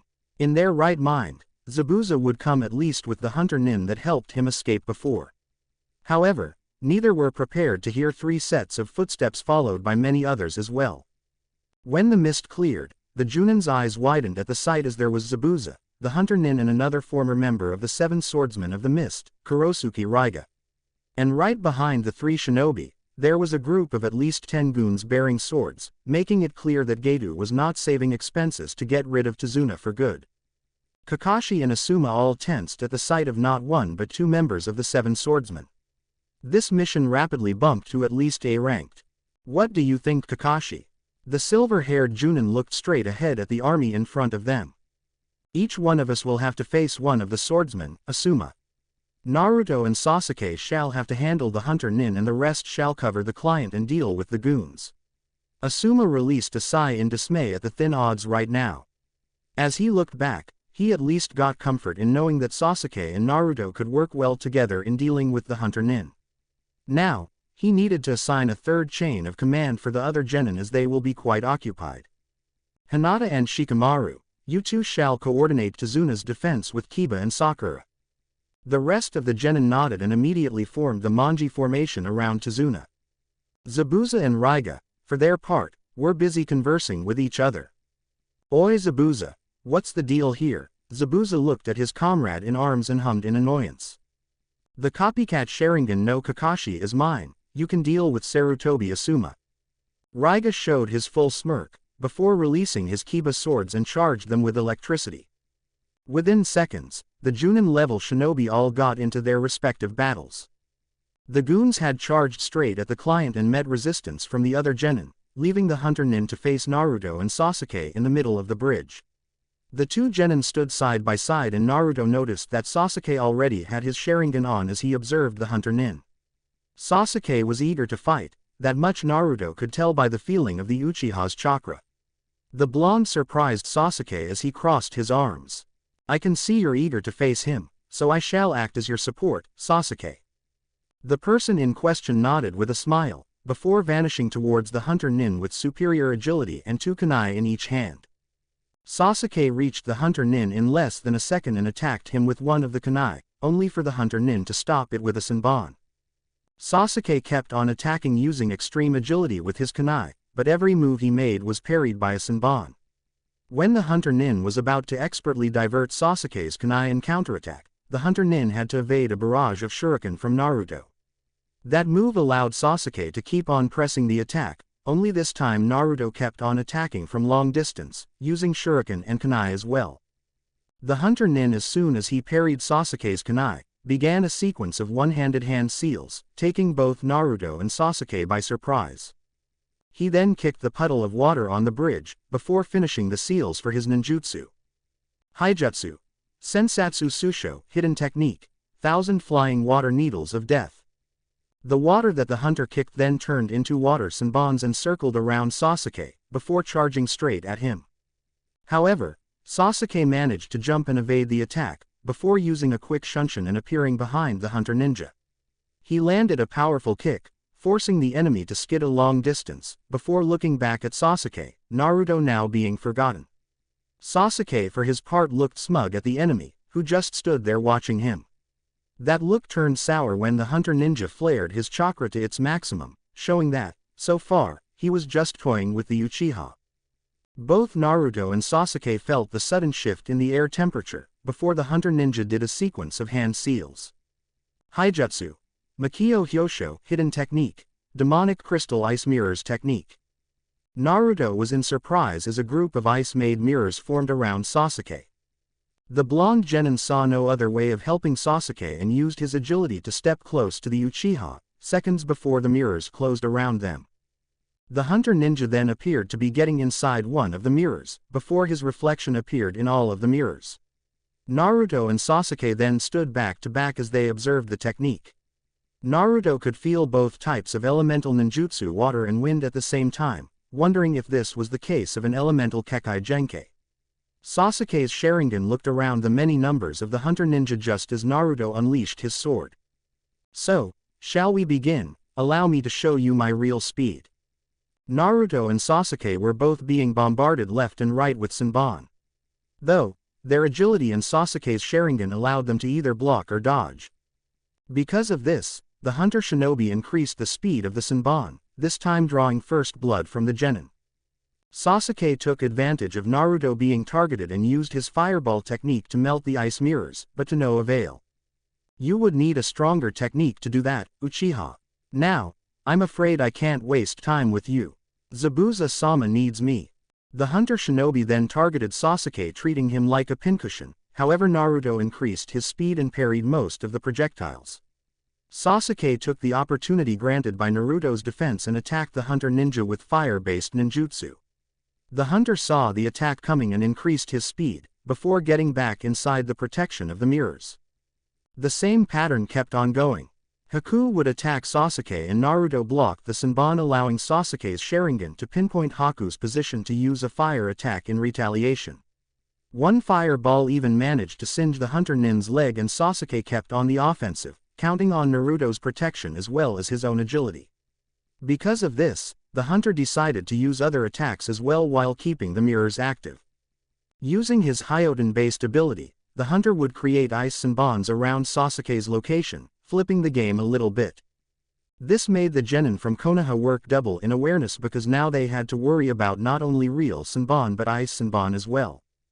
The hunter ninja observed his opponents with a keen eye, noticing that they worked really well together, though he saw that the Uchiha was the one to beat first. Sasuke, for his part, was unaware that his eyes had evolved to the two-tomo Sharingan. As such, he began to see the opponent moving at slower speeds, which made him move even faster to anticipate his movements. The problem was that he couldn't see the ice senbon behind his back, but Naruto managed to cover his six with enough accuracy that made Sasuke's combat drive even more pronounced. He was even able to grab the opponent's arms in mid-flight and managed to land a fierce kick on his chest. The hunter was sent straight towards one of the mirrors and slammed his back, forcing some blood to fall from the mask. The hunter ninja then climbed inside the mirrors as he observed the Uchiha more closely. Now, I know how fearsome it is facing the Sharingan. Sasuke smirked at that notion, feeling the pride of being a part of the clan. I can see your pattern, now you won't be able to land another hit on me, the hunter ninja, though, merely snorted at that and snapped his fingers. Naruto was the one who noticed an infinite number of ice senbons surrounding Sasuke. Sasuke, look out! The warning came in time and the Uchiha saw Naruto moving with his sword to reflect the surprise attack. The Uchiha used his agility to follow the ones that Naruto couldn't reach in time. However, neither Sasuke nor Naruto noticed that the hunter ninja took advantage of the water on the bridge to make more ice senbons that came from the floor. Naruto noticed it too late and tried increasing his speed and even focused wind chakra on his sword to slash the projectiles. A couple of them ricocheted, however, from his protection and ended up piercing Sasuke's neck, earning a violent scream in pain from the Uchiha, before he succumbed to it and fell on the ground. Naruto was still parrying the needles coming his way, before looking at the downed Uchiha. Naruto, then, went close to Sasuke and checked him up for a while. He is dead, there is no need to mourn him, because you will be next. The blonde could feel, though, Sasuke's chakra circling through his tenketsu. I'd gather you did the same as you did with Zabuza, placing Sasuke in a death-like state. The hunter ninja then looked at Naruto more seriously, who cracked his knuckles and neck. I guess I can let myself loose with you, now. Asuma x Raiga . Kakashi and Zabuza both met in the middle with Zabuza's sword and Kakashi's kunai battling for dominance. The Sharingan made it impossible for Zabuza to focus on ninjutsu, so he battled against Kakashi in close range. While Kakashi was able to anticipate Zabuza's movements, the swordsman was taking advantage of the heavy mist. He was more used to this terrain than the Konoha Junin, so the fight was more even. Also, Asuma and Raiga danced with each other as Asuma's wind chakra knives battled against Raiga's lightning kiba swords in a show of sparks. When Zabuza told me about facing you, Asuma Sarutobi, I was quite eager. The bearded Junin grunted as he managed to get behind Raiga's guard and swing his right hand knife laced with wind chakra, but Raiga evaded. When I kill you, I will receive a suitable bounty and then I shall give you a proper burial. Raiga said, before lifting both swords above his shoulder and crossed them, before focusing lightning chakra and gathering a ball of lightning to be hurled at the Junin. Asuma, though, nearly evaded the attack and charged, keeping the fight in close range.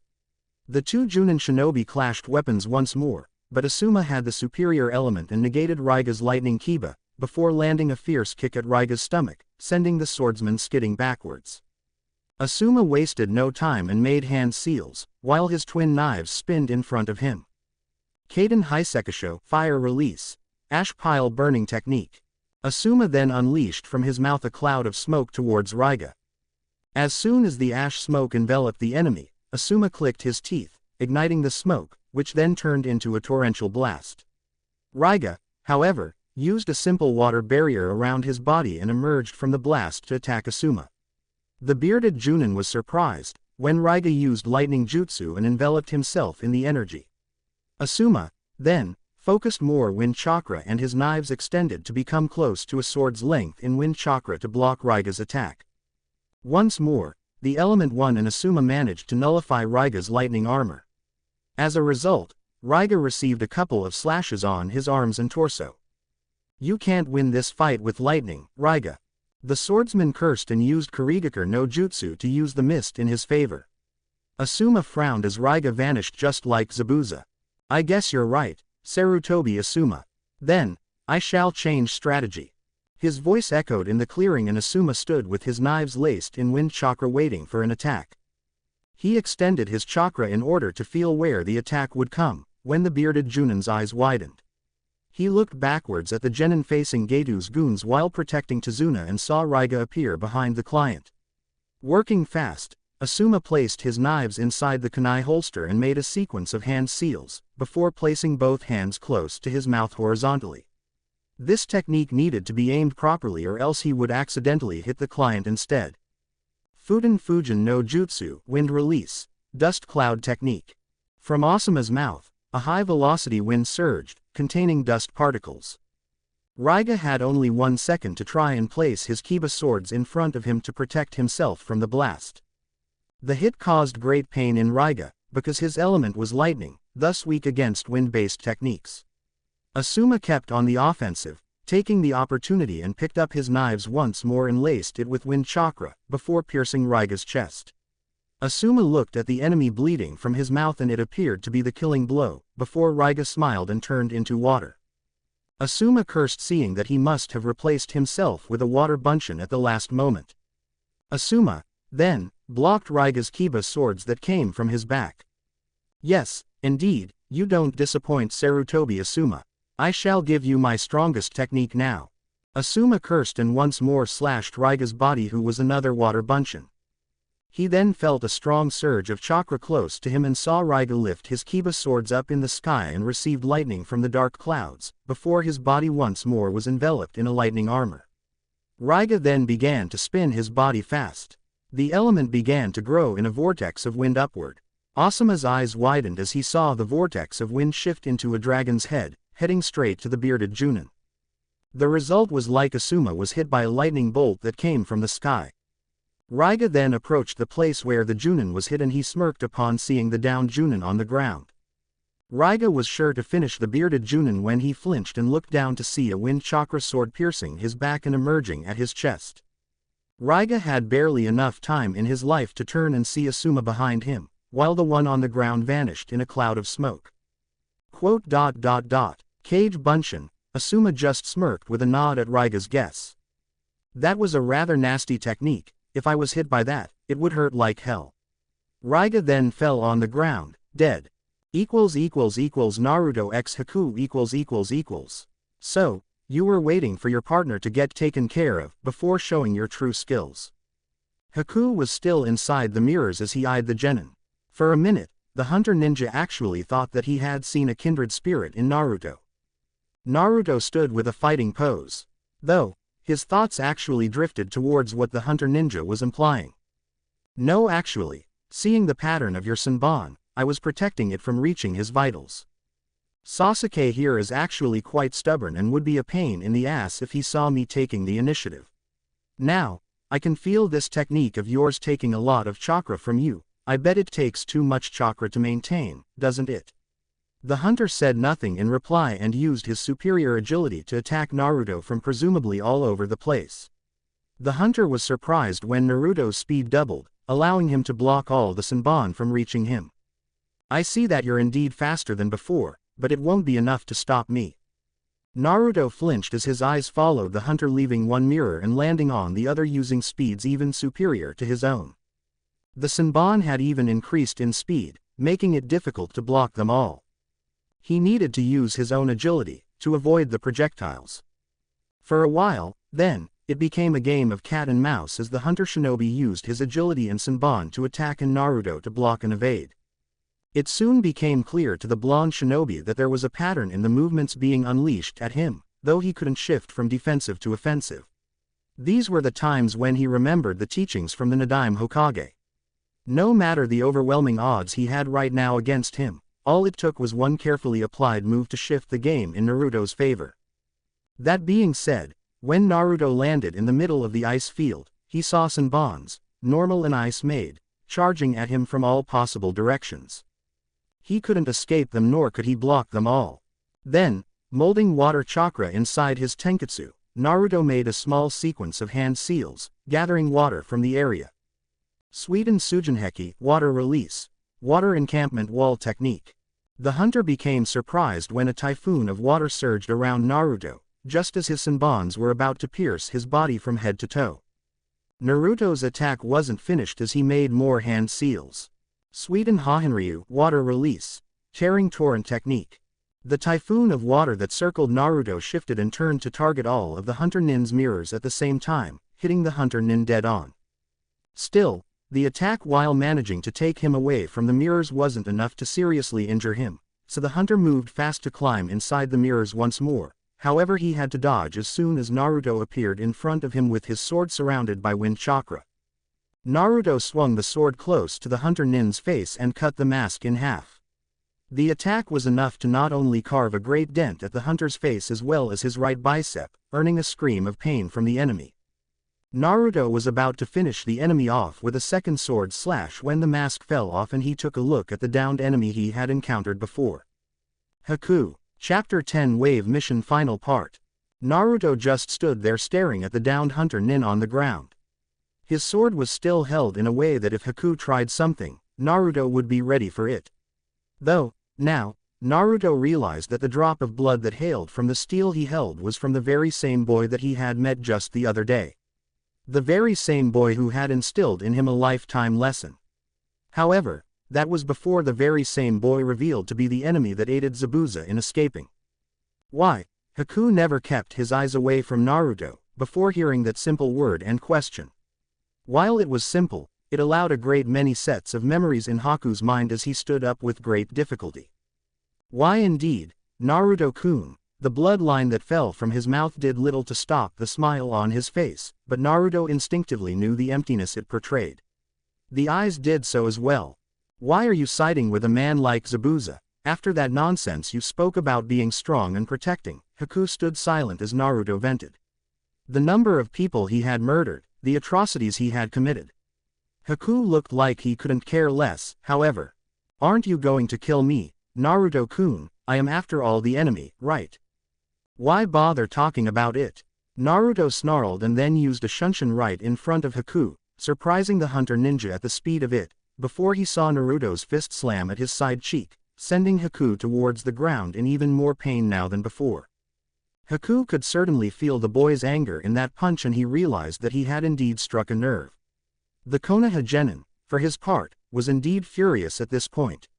But then he calmed himself, remembering the Nadime's teaching about letting out emotion in the middle of a mission no less. Haku was busy massaging his jaw, wondering if Naruto had broken it, based on the pain. You would need more than that to kill me, Naruto-kun, or is it possible you're feeling pity for me, or is it possible that you have yet to kill someone? No, he had taken a life before when he saved Inari, but his hesitation to finish the mission was more in terms of getting to know the reason than him freezing up at the doing the final deed. Learning to breathe easily, Naruto then lowers his sword, an act that seems to invite Haku to strike him, but the constant flaring of his chakra dared Haku not to move an inch or else Naruto would indeed finish him. That alone displayed to the hunter ninja that he was completely wrong in his assumption of the Konoha genin. I have killed before, Haku. Rest assured that I won't hesitate in doing so to finish the mission. I still wonder why. Why would you of all people associate with someone like Zabuza? That's easy, I owe him my life. Haku understood the look of skepticism that Naruto showed in response. Do you know how it feels, Naruto, to not be needed by anyone? To live day to day without a dream, the pain of it all. What's that got to do with anything? Naruto couldn't hide it from Haku, though. I can see in your eyes that you do understand what I'm saying, Naruto-kun, you can't hide it from me. Naruto snarled, but looked down briefly. The memories of his ill treatment from the village and how ignored he was by everyone as if he didn't even exist in the first place. If it weren't for the Nadime Hokage deciding to at least give some of the answers he sought, he would remain oblivious to the reason to this day. Nowadays, Naruto has a drive to follow in the Nadime's legacy, to protect Konoha and its citizens, whether everyone acknowledges him or not. I do remember you saying how strong you are when you have someone to protect, but why him? He can't be the only one special in your life to protect. A long time ago, I had other people special to me, my parents. Naruto's glare softened at the mention and his mind couldn't help but draw parallels with Haku's life, except that whereas Haku had his parents, Naruto was born without his. Still, as he looked in Haku's eyes, Naruto could see deep pain in them, despite Haku's facial expression appearing stoic. I was born in the land of water, in a village constantly punished by snow. My parents worked on a small farm. We didn't have much, but my parents seemed to be satisfied with it, a simple life. I was really happy at the time to have such loving parents.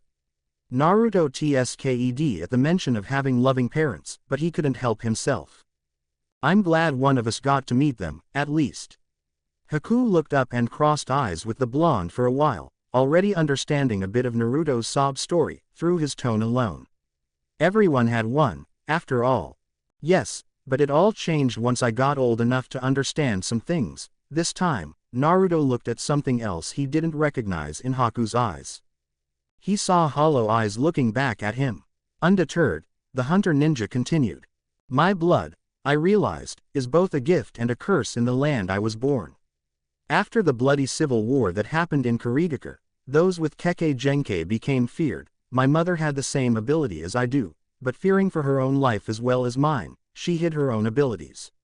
One time, I managed to awaken mine and I showed it to her. I was so happy back then, but my mother wasn't. She tried to hide it from others, especially my father, but he ended up seeing it. What did he do? It was a question that Naruto dreaded the answer to, but he said it before he even realized it. My father killed my mother, and he tried to kill me as well. Naruto's eyes widened at that as Haku remembered the scene quite vividly in his mind, well not all of it at the time, but afterward. He remembered being inside their house and backed into a corner while his own father, in tears, lifted a knife to kill him. Then, a tiny black-haired child slowly walks outside the snow in a catatonic state of mind, before falling on the deep snow. The house where they lived was filled with gigantic ice stakes that killed everyone inside, including his own father. He described it just as he remembered to Naruto, who stood there transfixed, not able to mutter a single word in reply. When I came to, I realized that I had killed my own father. It was right there that I realized the most painful thing, that my existence didn't matter to anyone else in the world. Naruto's chest clenched right there at the familiar feeling of being forgotten in his home village. Zabuza-sama was the one who gave me a purpose, even if he only needed me to be a weapon for his ambitions. This time, Naruto was even more unsettled by the sudden smile in Haku's face. And so, I became a weapon for him. It gave me a purpose, a reason to live. But all changed once more. Naruto-kun, because of you, I can no longer become a weapon for Zabuza-sama. You have rid me of my purpose, Naruto-kun, so all there is left is for you to kill me. Naruto tensed as Haku walked towards him as he positioned his sword in preparation for the final deed. Naruto moved in for the kill and Haku would have let him do it, if not for the feeling he felt that his master needed his last drop of chakra right now. With Kakashi and Zabuza . Hatake Kakashi had yet to land a hit on the elusive swordsman shinobi and right now, he was staring at the bloody mist that managed to hide Zabuza's location and quite frankly, he was getting sick of the hit-and-run tactic. Because of the heavy mist, he couldn't see if his students were okay. Asuma could very well be battling Raiga and Sasuke and Naruto were busy with the hunter ninja. Kakashi was under the clock right now and the thought of losing one of his teammates made him tremble inside. What do you say we finish this with one last move, Zabuza? Kakashi had grabbed a scroll from his kunai pouch and danced with it for a while, before positioning it in between his fingers as he made hand seals. Ninpu Kuchiyos. Doden Suga no Jutsu, Ninja Art Summoning, Earth Release, Tracking Fang Technique. When he slammed the scroll on the ground, various streams of kanji letters came out from the scroll towards the bridge floor, but nothing else happened. And Zabuza, despite being hidden by the mist, managed to see Kakashi's moves. Despite being ready for anything, Zabuza was aware that Kakashi didn't know of his location, so it would be impossible for whatever technique Kakashi attempted to reach him, let alone become threatening enough.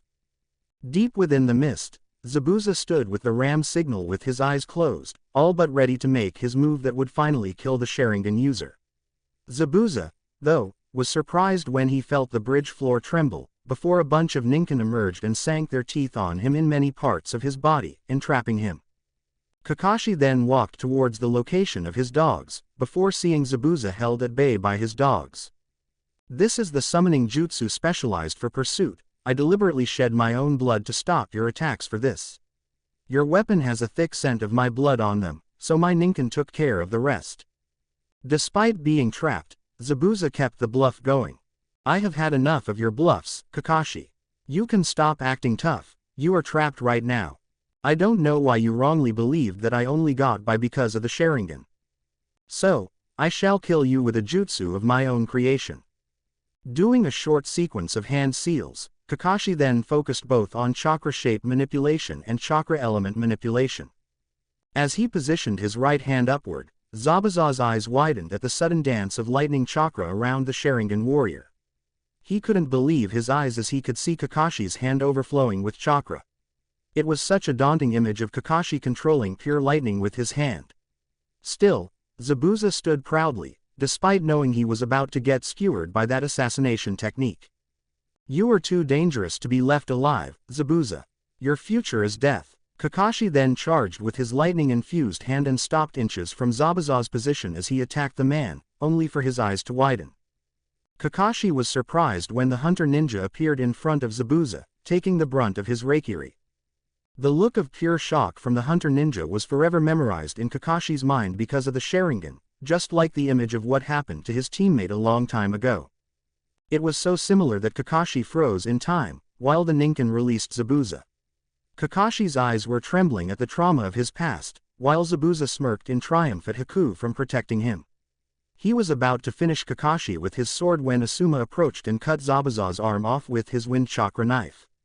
Asuma saw everything, just as the mist subsided somewhat. The bearded Junin managed to reach Kakashi's position in time, after sealing the body of Raiga and the Kiba blades. Kakashi was awakened from his nightmare as soon as he heard Zabuza screaming in pain at losing his arm off. Haku by this point just fell on the ground, dead, after being pierced by Kakashi's technique. When the mist subsided, the consequences of the battles were clear to the Junin as he looked to see Naruto look at their direction with a snarl on his face and Sasuke on the ground looking like a pincushion. However, Naruto didn't appear to be concerned about Sasuke, so it could mean that the Uchiha was only unconscious. Kakashi then looked at Asuma who was facing the irate Zabuza.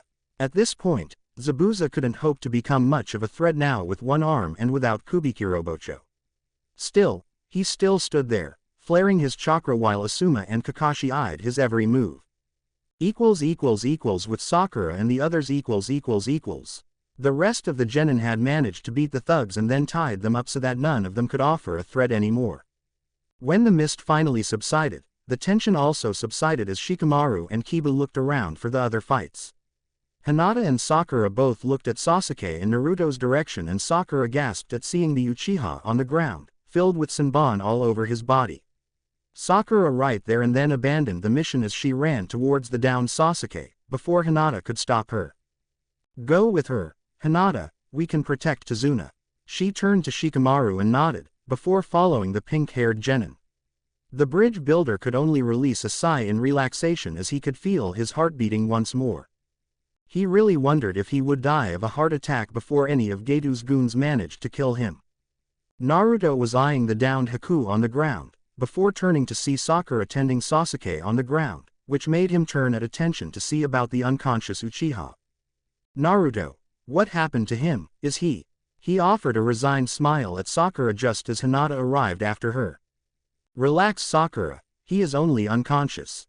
The news was met with happiness by the pink-haired genin as she stood next to the Uchiha, waiting for him to wake up. Naruto then turned to focus on Haku with a far-off look on his face. Hinata then approached him and placed a comforting pair of hands on his bleeding arm, making Naruto turn to her now, remembering that Haku's metal and ice Senbon managed to draw blood from him as well. Offering a smile at the Hyuga in reassurance, the timid girl was glad that he was all right, though something else was amiss, as Naruto was still eyeing the downed hunter ninja with a far-off look on his face. The look unsettled her greatly. Naruto was her son, and to see him saddened with a lost look in his eyes, she couldn't help but ask, trying to reach out to him, just like he would do for her. Are you all right, Naruto-kun? The blonde genin merely glanced at Hinata, before looking at Haku once more. Hinata found the lack of answer troubling until Naruto turned his attention solely to her. No, I'm not all right, Hinata, but I will be, thank you. He may no longer have the same smile on his face, but she stood at ease, knowing that whatever is going through his mind right now, he will be able to overcome it. It is what he is best at and it only serves to inspire her even more. Back with the Junin and Zabuza, the Kiri-nin was already considering his plans to escape. With Haku now dead and facing two Junin with only one arm, his odds were less than zero of surviving. Plus, he needed to close the wound right away or else he would bleed to death.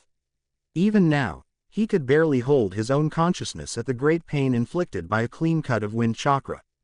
As such, Zabuza was about to use the heavy mist for his escape when he heard the all-too-familiar cane echoing throughout the bridge floor. Well, so it seems you failed yet again, Zabuza. Looking to the side, a rather short bald guy with glasses wearing a black business suit appeared in front of a group of mercenaries as his bodyguards.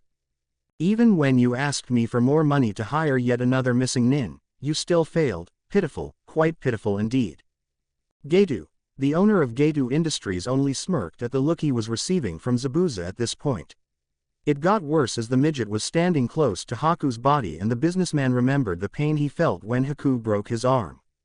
Zabuza couldn't help but snarl as Getu started kicking the dead hunter nin, in a pitiful attempt of revenge.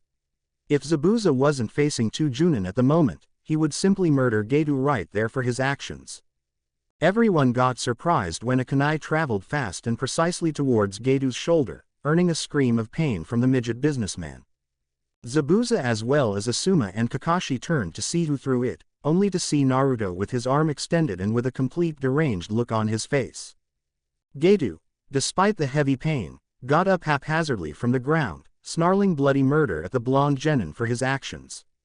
The mist nin, though, kept looking at Naruto for longer than the both Junin. Zabuza could see in Naruto's eyes a similarity to the kid that offered himself to be his tool a long time ago. And Zabuza remembered that this genin and the Uchiha fought against Haku. In his right mind, Zabuza started looking at Naruto more seriously as he could see the battle wounds on his body, as well as the wounds from Haku's. So this brat managed to beat Haku in battle. I don't know who the hell you are, but kick him one more time and the next kunai will be lodged in your forehead. Who the hell do you think you are, you punk, huh? Naruto took a step forward and even took out his sword in preparation for a second battle. The thugs from behind Gedu all prepared to fight as well. I said it before and I will say it again, kick him again and I will kill you. Haku may have been my enemy, but he has fought me to the very end, holding on to his beliefs. Naruto didn't care that everyone was looking at his back right now as he remembered the hunter ninja both when they fought and when they met before, as Naruto helped him collect some herbs for Zabuza. Even if the bastard Zabuza didn't deserve it, Haku fought for him. He gave his life for a purpose and that's to be respected. Hinata, being close to him, could see his arms trembling, could see his teeth grinding in complete anger at the unfairness of what happened to Haku.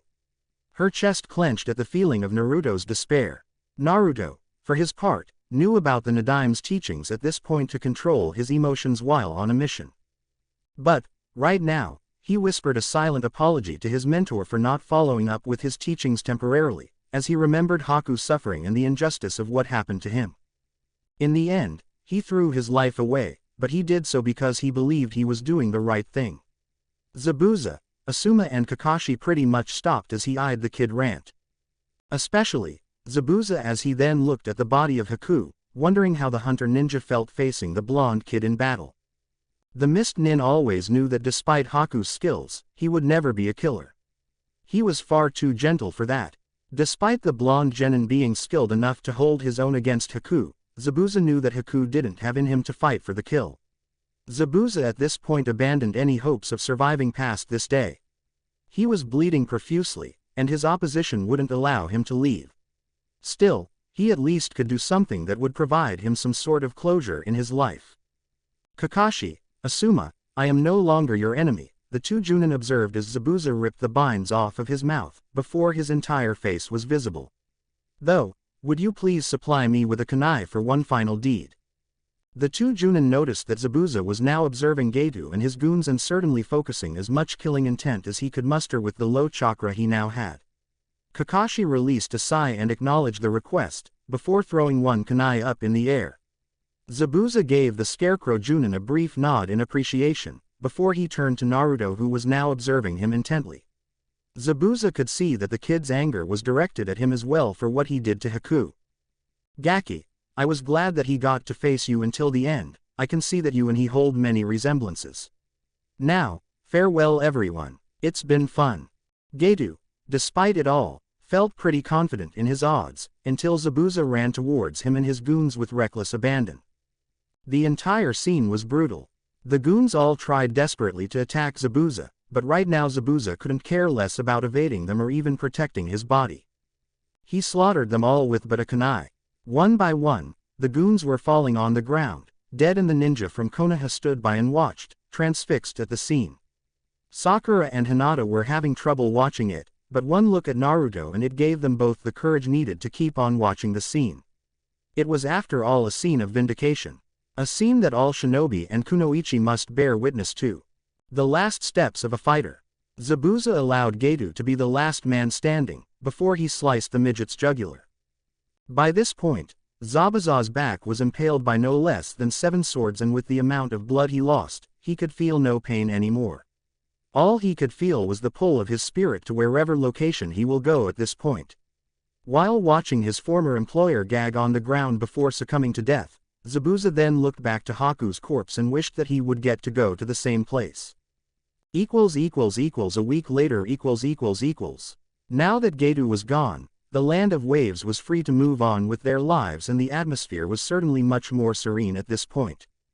It took an entire week for everyone involved in the battle to recover their health and chakra capacity. Also, Sasuke needed this time to get adjusted to his body once more, after being put in a death-like state by Haku. The Uchiha was at first pissed that Naruto managed to defeat the Hunter Ninja, but when he recalled the fight with his now evolved Two-Tomo Sharingan, Sasuke realized how much he improved in the short time that he first faced Naruto in a spar.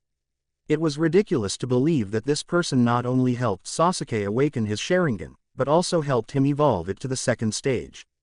It certainly made Sasuke even more eager to spar many more times with his genin compatriot. However, the image of his brother's fully evolved Sharingan staring at him as if Sasuke meant nothing, made his blood boil. The rest of the genin managed to relax throughout the week, and even Naruto allowed himself a full day of rest for the first time since he started training with the Nadaime. The image of a dying Haku was still fresh in his mind, and it only inspired him more to improve, to train more. He certainly would have gone out to train, but he was forbidden to do so by Hinata. After the battle, she could see with her Byakugan how strained his chakra coils were and urged him to get some rest, both in mind and in body. Not only that, but she stayed with him pretty much the entire week to prevent him from escaping. Naruto tried to call for help, but the mere look of Hinata's fierce Byakugan daring them to contradict her convinced everyone to pick her side instantly. Asuma and Kakashi saw it with enough humor and, needless to say, both sided with Hinata in this manner. When the bridge was finished, it was time for them to part, and as such, Tazuna, Inari, Tsunami and a group of villagers bid them goodbye and a safe trip back home. Naruto and Inari crossed eyes for a moment, before Naruto extended his fist for Inari with a broad smile on his face. Inari then met with Naruto's fist with the same smile, before Naruto caressed Inari's hair playfully. The villagers all saw how different Inari became, and it filled Tsunami and Tazuna's heart with joy seeing that he managed to surpass his father's death. After all, Kaiza may be long gone, but his name will always be in their hearts and in their memories as they step on the very bridge that now has his name on it. The idea was from Inari himself after he remembered the words from both Kaiza in his will to protect everyone with his own arms and Naruto's praising Kaiza for his acts of heroism. In Konoha 2 months flew in a flash for Naruto after the wave assignment. After that, his team participated in many D-ranked missions, 5 C-ranked and 1 B-rank even, together with Kakashi's team.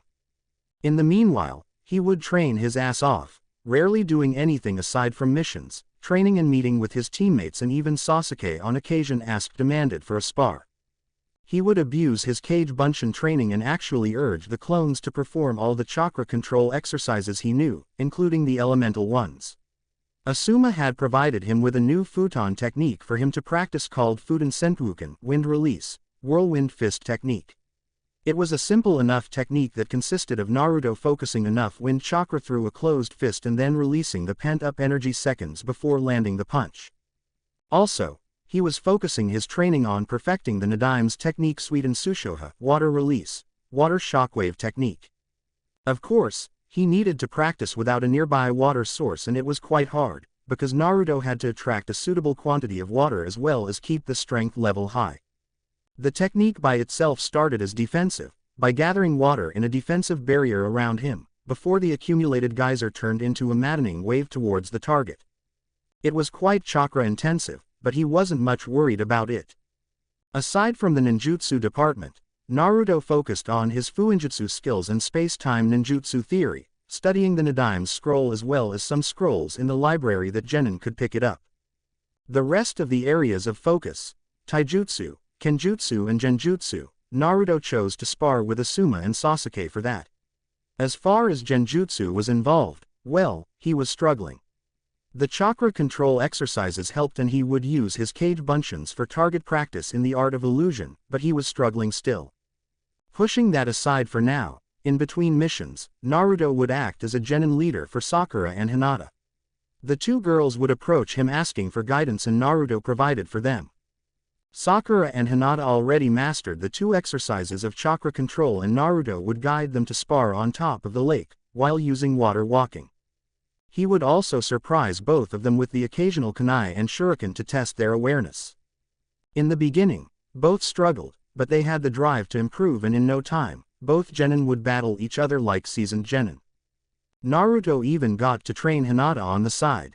He didn't know much about the Hyuga techniques, but he settled for being a target practice for Hinata. She was being tutored by her father in those techniques, and the strict man was ecstatic about her growth in such little time. So much so, that Naruto even decided to teach her about the third chakra control exercise, so long as she didn't tell anyone about learning it from him. He didn't want to receive another earful from Asuma-sensei about teaching advanced stuff to them without his consent. But as the Hyugas were quite knowledgeable on the use of chakra, it made sense that the clan heir learned as much of it as possible. Today, Team Asuma did a couple of teamwork drills and light sparring, before Asuma released everyone for the day. The bearded Junin had already informed his team that he would be away for a couple of weeks for a personal mission at Fire Capital. So, he had advised his team to keep on training.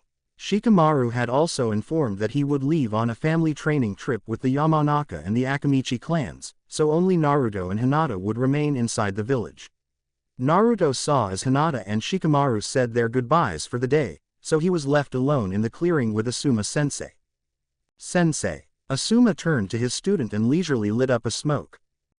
Yes Naruto. If history served him right, Naruto would only ever approach him for one subject, new skills to learn.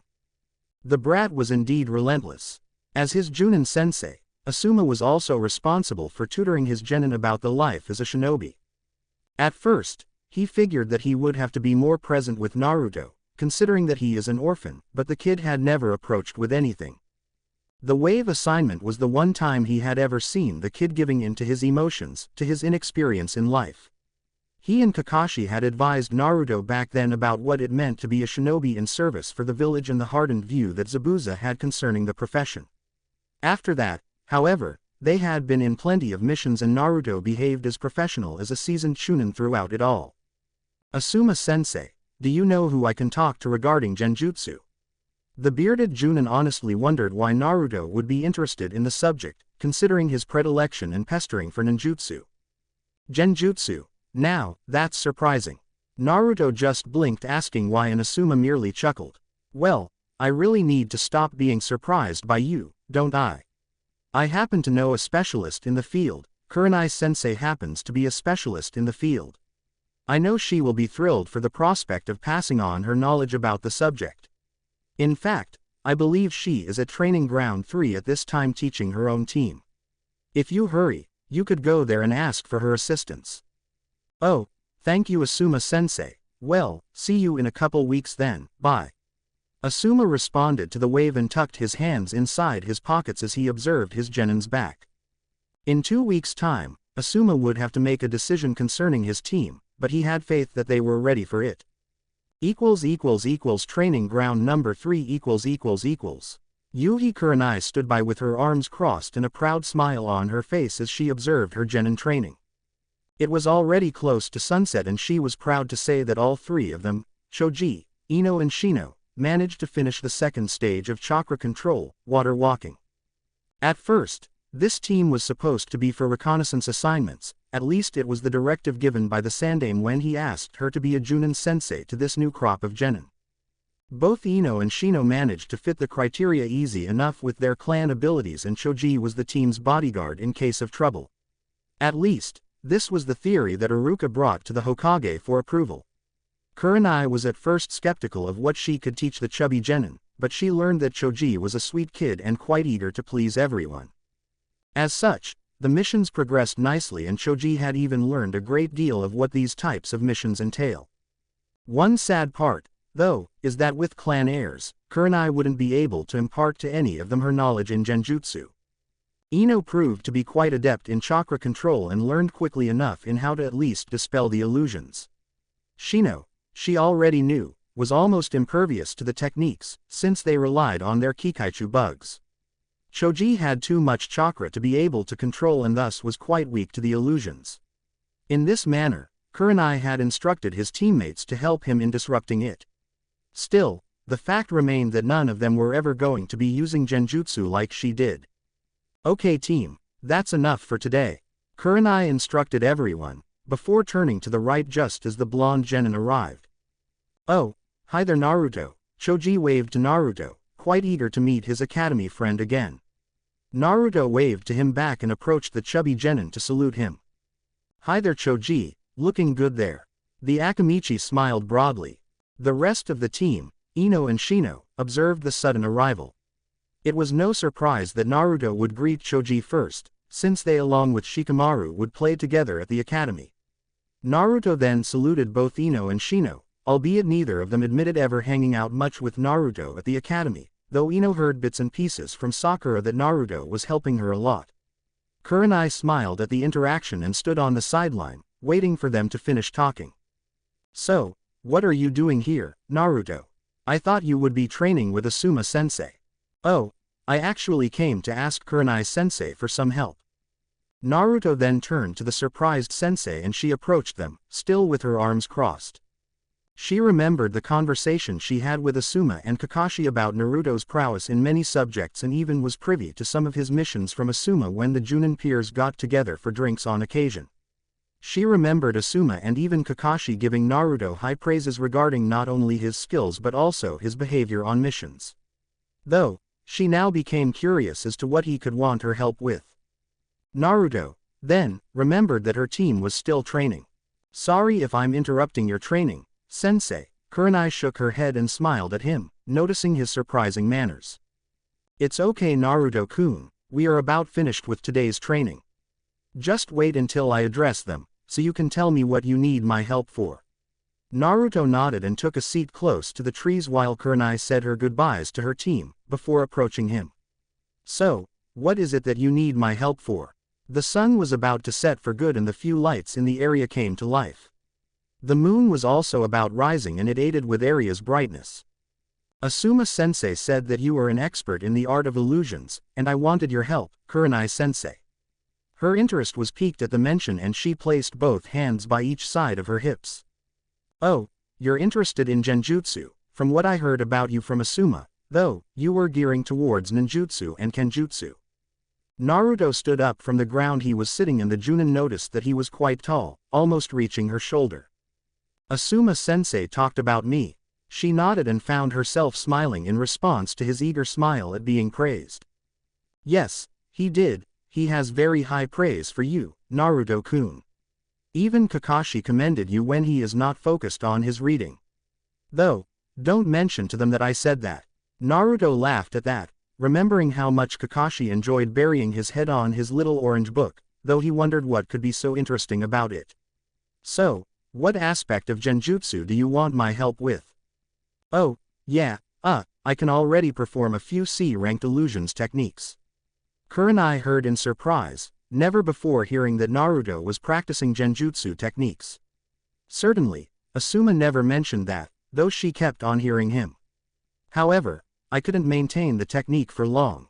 At first, I wondered if I lacked enough chakra control for this, but I have been doing chakra control exercises every day and am still struggling."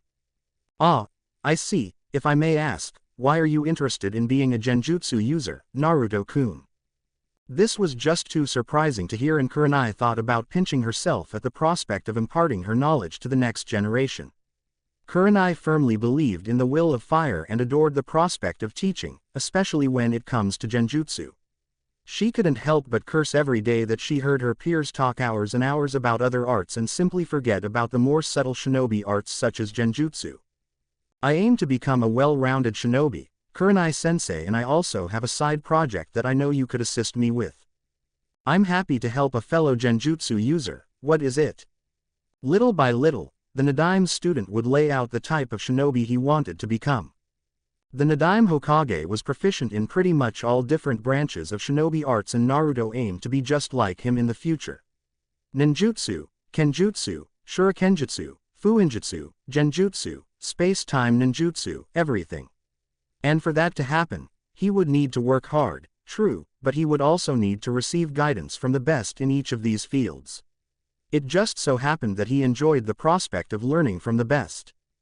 "I was aiming to use my kenjutsu in conjunction with the false surroundings technique." The woman couldn't help but widen her eyes at the so-called side project. Yuhi Kurenai based her knowledge about Naruto from Osamu's and Kakashi's reports in the boy's own file. From that alone, it was already established that this boy was already very well developed in terms of overall skills, the likes of which Kurenai only heard about from Kakashi or Itachi's growth. However, when she heard about him wishing to use a C-ranked illusion in the middle of a Kenjutsu fight, Kurenai felt herself without words. Of course, she would be able to do it with a single hand seal and still have the other hand free to fight. However, the level of focus and mind strength to do so was enough to spike her enthusiasm. Naruto, for his part, saw the sudden giddy look and Kurenai couldn't help but blush slightly, before clearing her throat to keep it together. That is indeed quite ingenious, though quite difficult to accomplish, Naruto-kun. Could you do the technique on me so that I can see what you're doing wrong? The boy nodded and went through the necessary hand seals, before focusing on the ram seal. Megan Kokoni Arizu no Jutsu, demonic illusion, false surroundings technique. Reciting the Nadame's scroll, Naruto slowly but surely guided his chakra to invade Kurenai's own chakra, reaching towards her nervous system.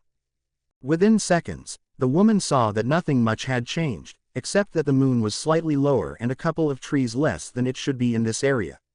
Though she knew from memory that she was in a genjutsu, she couldn't help but applaud the demonstration.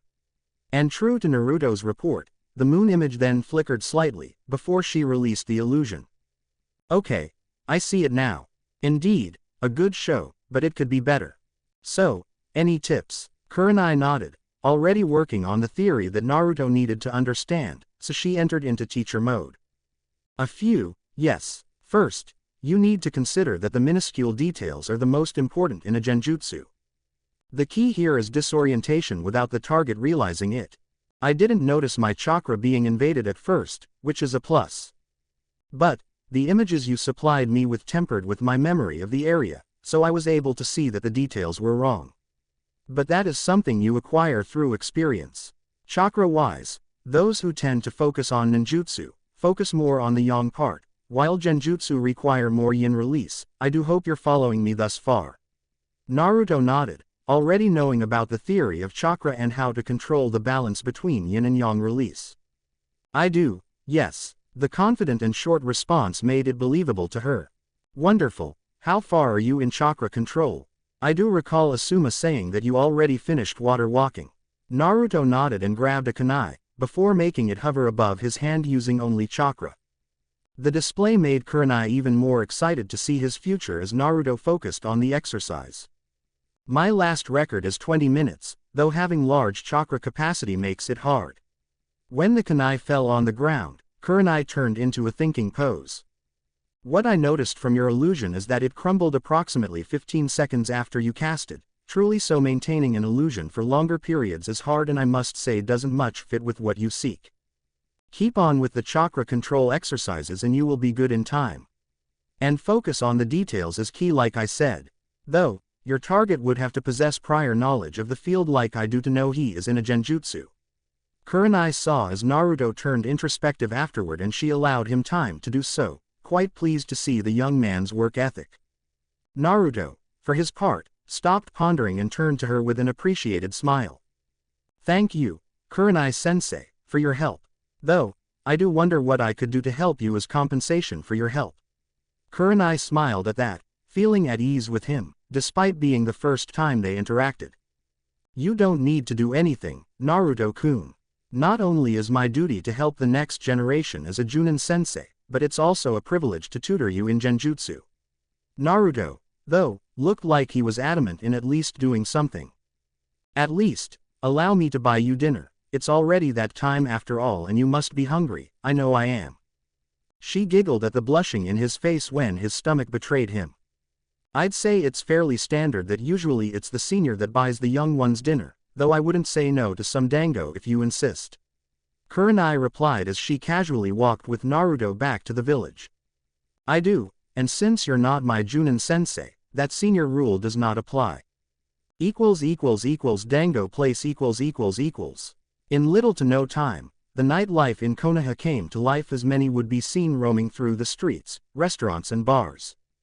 And since Naruto didn't know a good place that sold dango, so he followed the genjutsu specialist to a place. Along the way, the two chatted about shinobi life as well as other subjects, like Naruto's relationship with Asuma and some hardships he encountered throughout the missions. When they joined inside the restaurant and chose a table, Kurenai placed their orders. "So tell me, Naruto-kun, you're teammates with Hinata-chan, aren't you?" Naruto nodded with a smile as he ate the first dango stick with much gusto. "Yeah, I am. Do you know her, Kurenai-sensei?" The Junin held a cup of tea as she remembered the timid, white-eyed little girl. "1 year before your graduation, I tutored her for some time. At the time, her father didn't particularly care much for her well-being, because of her poor skills, but sadly I wasn't able to help much." Kurenai would sometimes base Hiyashi's behavior on the many traumas in his life, like his wife's passing after giving birth to Hanabi and even the incident with Kumo that led to the death of his brother, but in her mind, neither of those events were valid excuses for mistreating his daughter. "Yeah, I know all about how he constantly puts her down. I don't know why, though. Hinata-chan is very strong and brave. We have been training constantly together." Kurenai beamed at the news that she was doing okay. She remembered how much Hinata cared for Naruto back at the academy and was thrilled to hear Naruto's words about her. "I don't know why her father treats her like this, Kurenai-sensei, even her sister is mean to her sometimes. I know that Hinata can mop the floor with Hanabi when they spar, but she always holds back and by doing so, her father treats her even worse." The downed look on Naruto's face only made the Junin smile. It was quite sweet of him to care about her little sister's well-being. "Hyuga Hiyashi is a strict man, indeed. I remembered hearing some very harsh words from him concerning Hinata-chan and it broke my heart to see the effect it had on her. Though, I'm quite surprised to hear she is getting better." Naruto finished his set of dango and then drank his tea while nodding at the senior Kunoichi. "Oh yes, perhaps we can arrange some time for you to see her once more, Kurenai-sensei. I think she will like seeing you once more. And you can see how strong she has become." Kurenai appreciated the invitation as she remembered the kind words Hinata had to say about the blonde genin back in the day. She could see how much he cared about her and was willing to push her out of her shell, perhaps better than Kurenai ever could. "Sure, it's been a long time since I last saw her. I'm glad you're helping her improve, Naruto-kun." Dinner went on after that as Naruto offered a refill since he was getting one as well. After talking about Hinata, they chatted about hobbies and like every fresh genin out there, Naruto told her that he trained a lot, though he had a special predilection for eating ramen on occasion. Kurenai then told him about how much she enjoyed hanging out with her Junin peers for drinks and chatting. While Naruto had yet to understand the concept, he came to know about a couple of other names that she mentioned as her friends. It turned out that one of said friend had walked inside the dango place at that precise minute and saw Kurenai there talking to Naruto. Mitarashi Anko was considered her friends, though she was a few years younger than the brunette Junin. "Oh hi there, Kurenai-chan, funny seeing you here." Kurenai heard Anko's voice and smiled with a wave at the woman. "Hi there Anko-chan, Naruto-kun here was just treating me to some dango." "Naruto, this is Mitarashi Anko." The woman named Anko saw the Kyuubi kid sitting next to her friend and saw him nod at her in greeting. "So what happened? Got tired of your genin and decided to steal Asuma's?" Kurenai only smiled at that though while Naruto just observed the conversation. "Nothing like that, Anko. Naruto-kun here asked for some tips in genjutsu and he invited me here as compensation, that's all. You're welcome to join us, if you'd like." "Nah, I'm good thank you both. I was just grabbing some dango and then going back to work. Ibiki has some batch of people to interrogate and needs my help.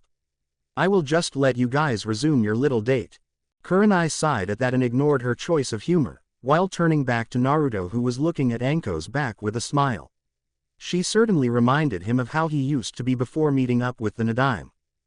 "Don't mind her, what she got you can't fix." Naruto laughed at that and shrugged his shoulders. "I believed I saw her once when I used to escape from the Anbu pursuit back in the academy. She is the one who uses snakes, isn't she?" "Yeah, she is, but please refrain from saying that to her face. Though she uses snakes in her fighting, the mere association irks her to no end, just a tip." Naruto was curious about the comment, but not enough to ask about it. "Okay, I will keep that in mind.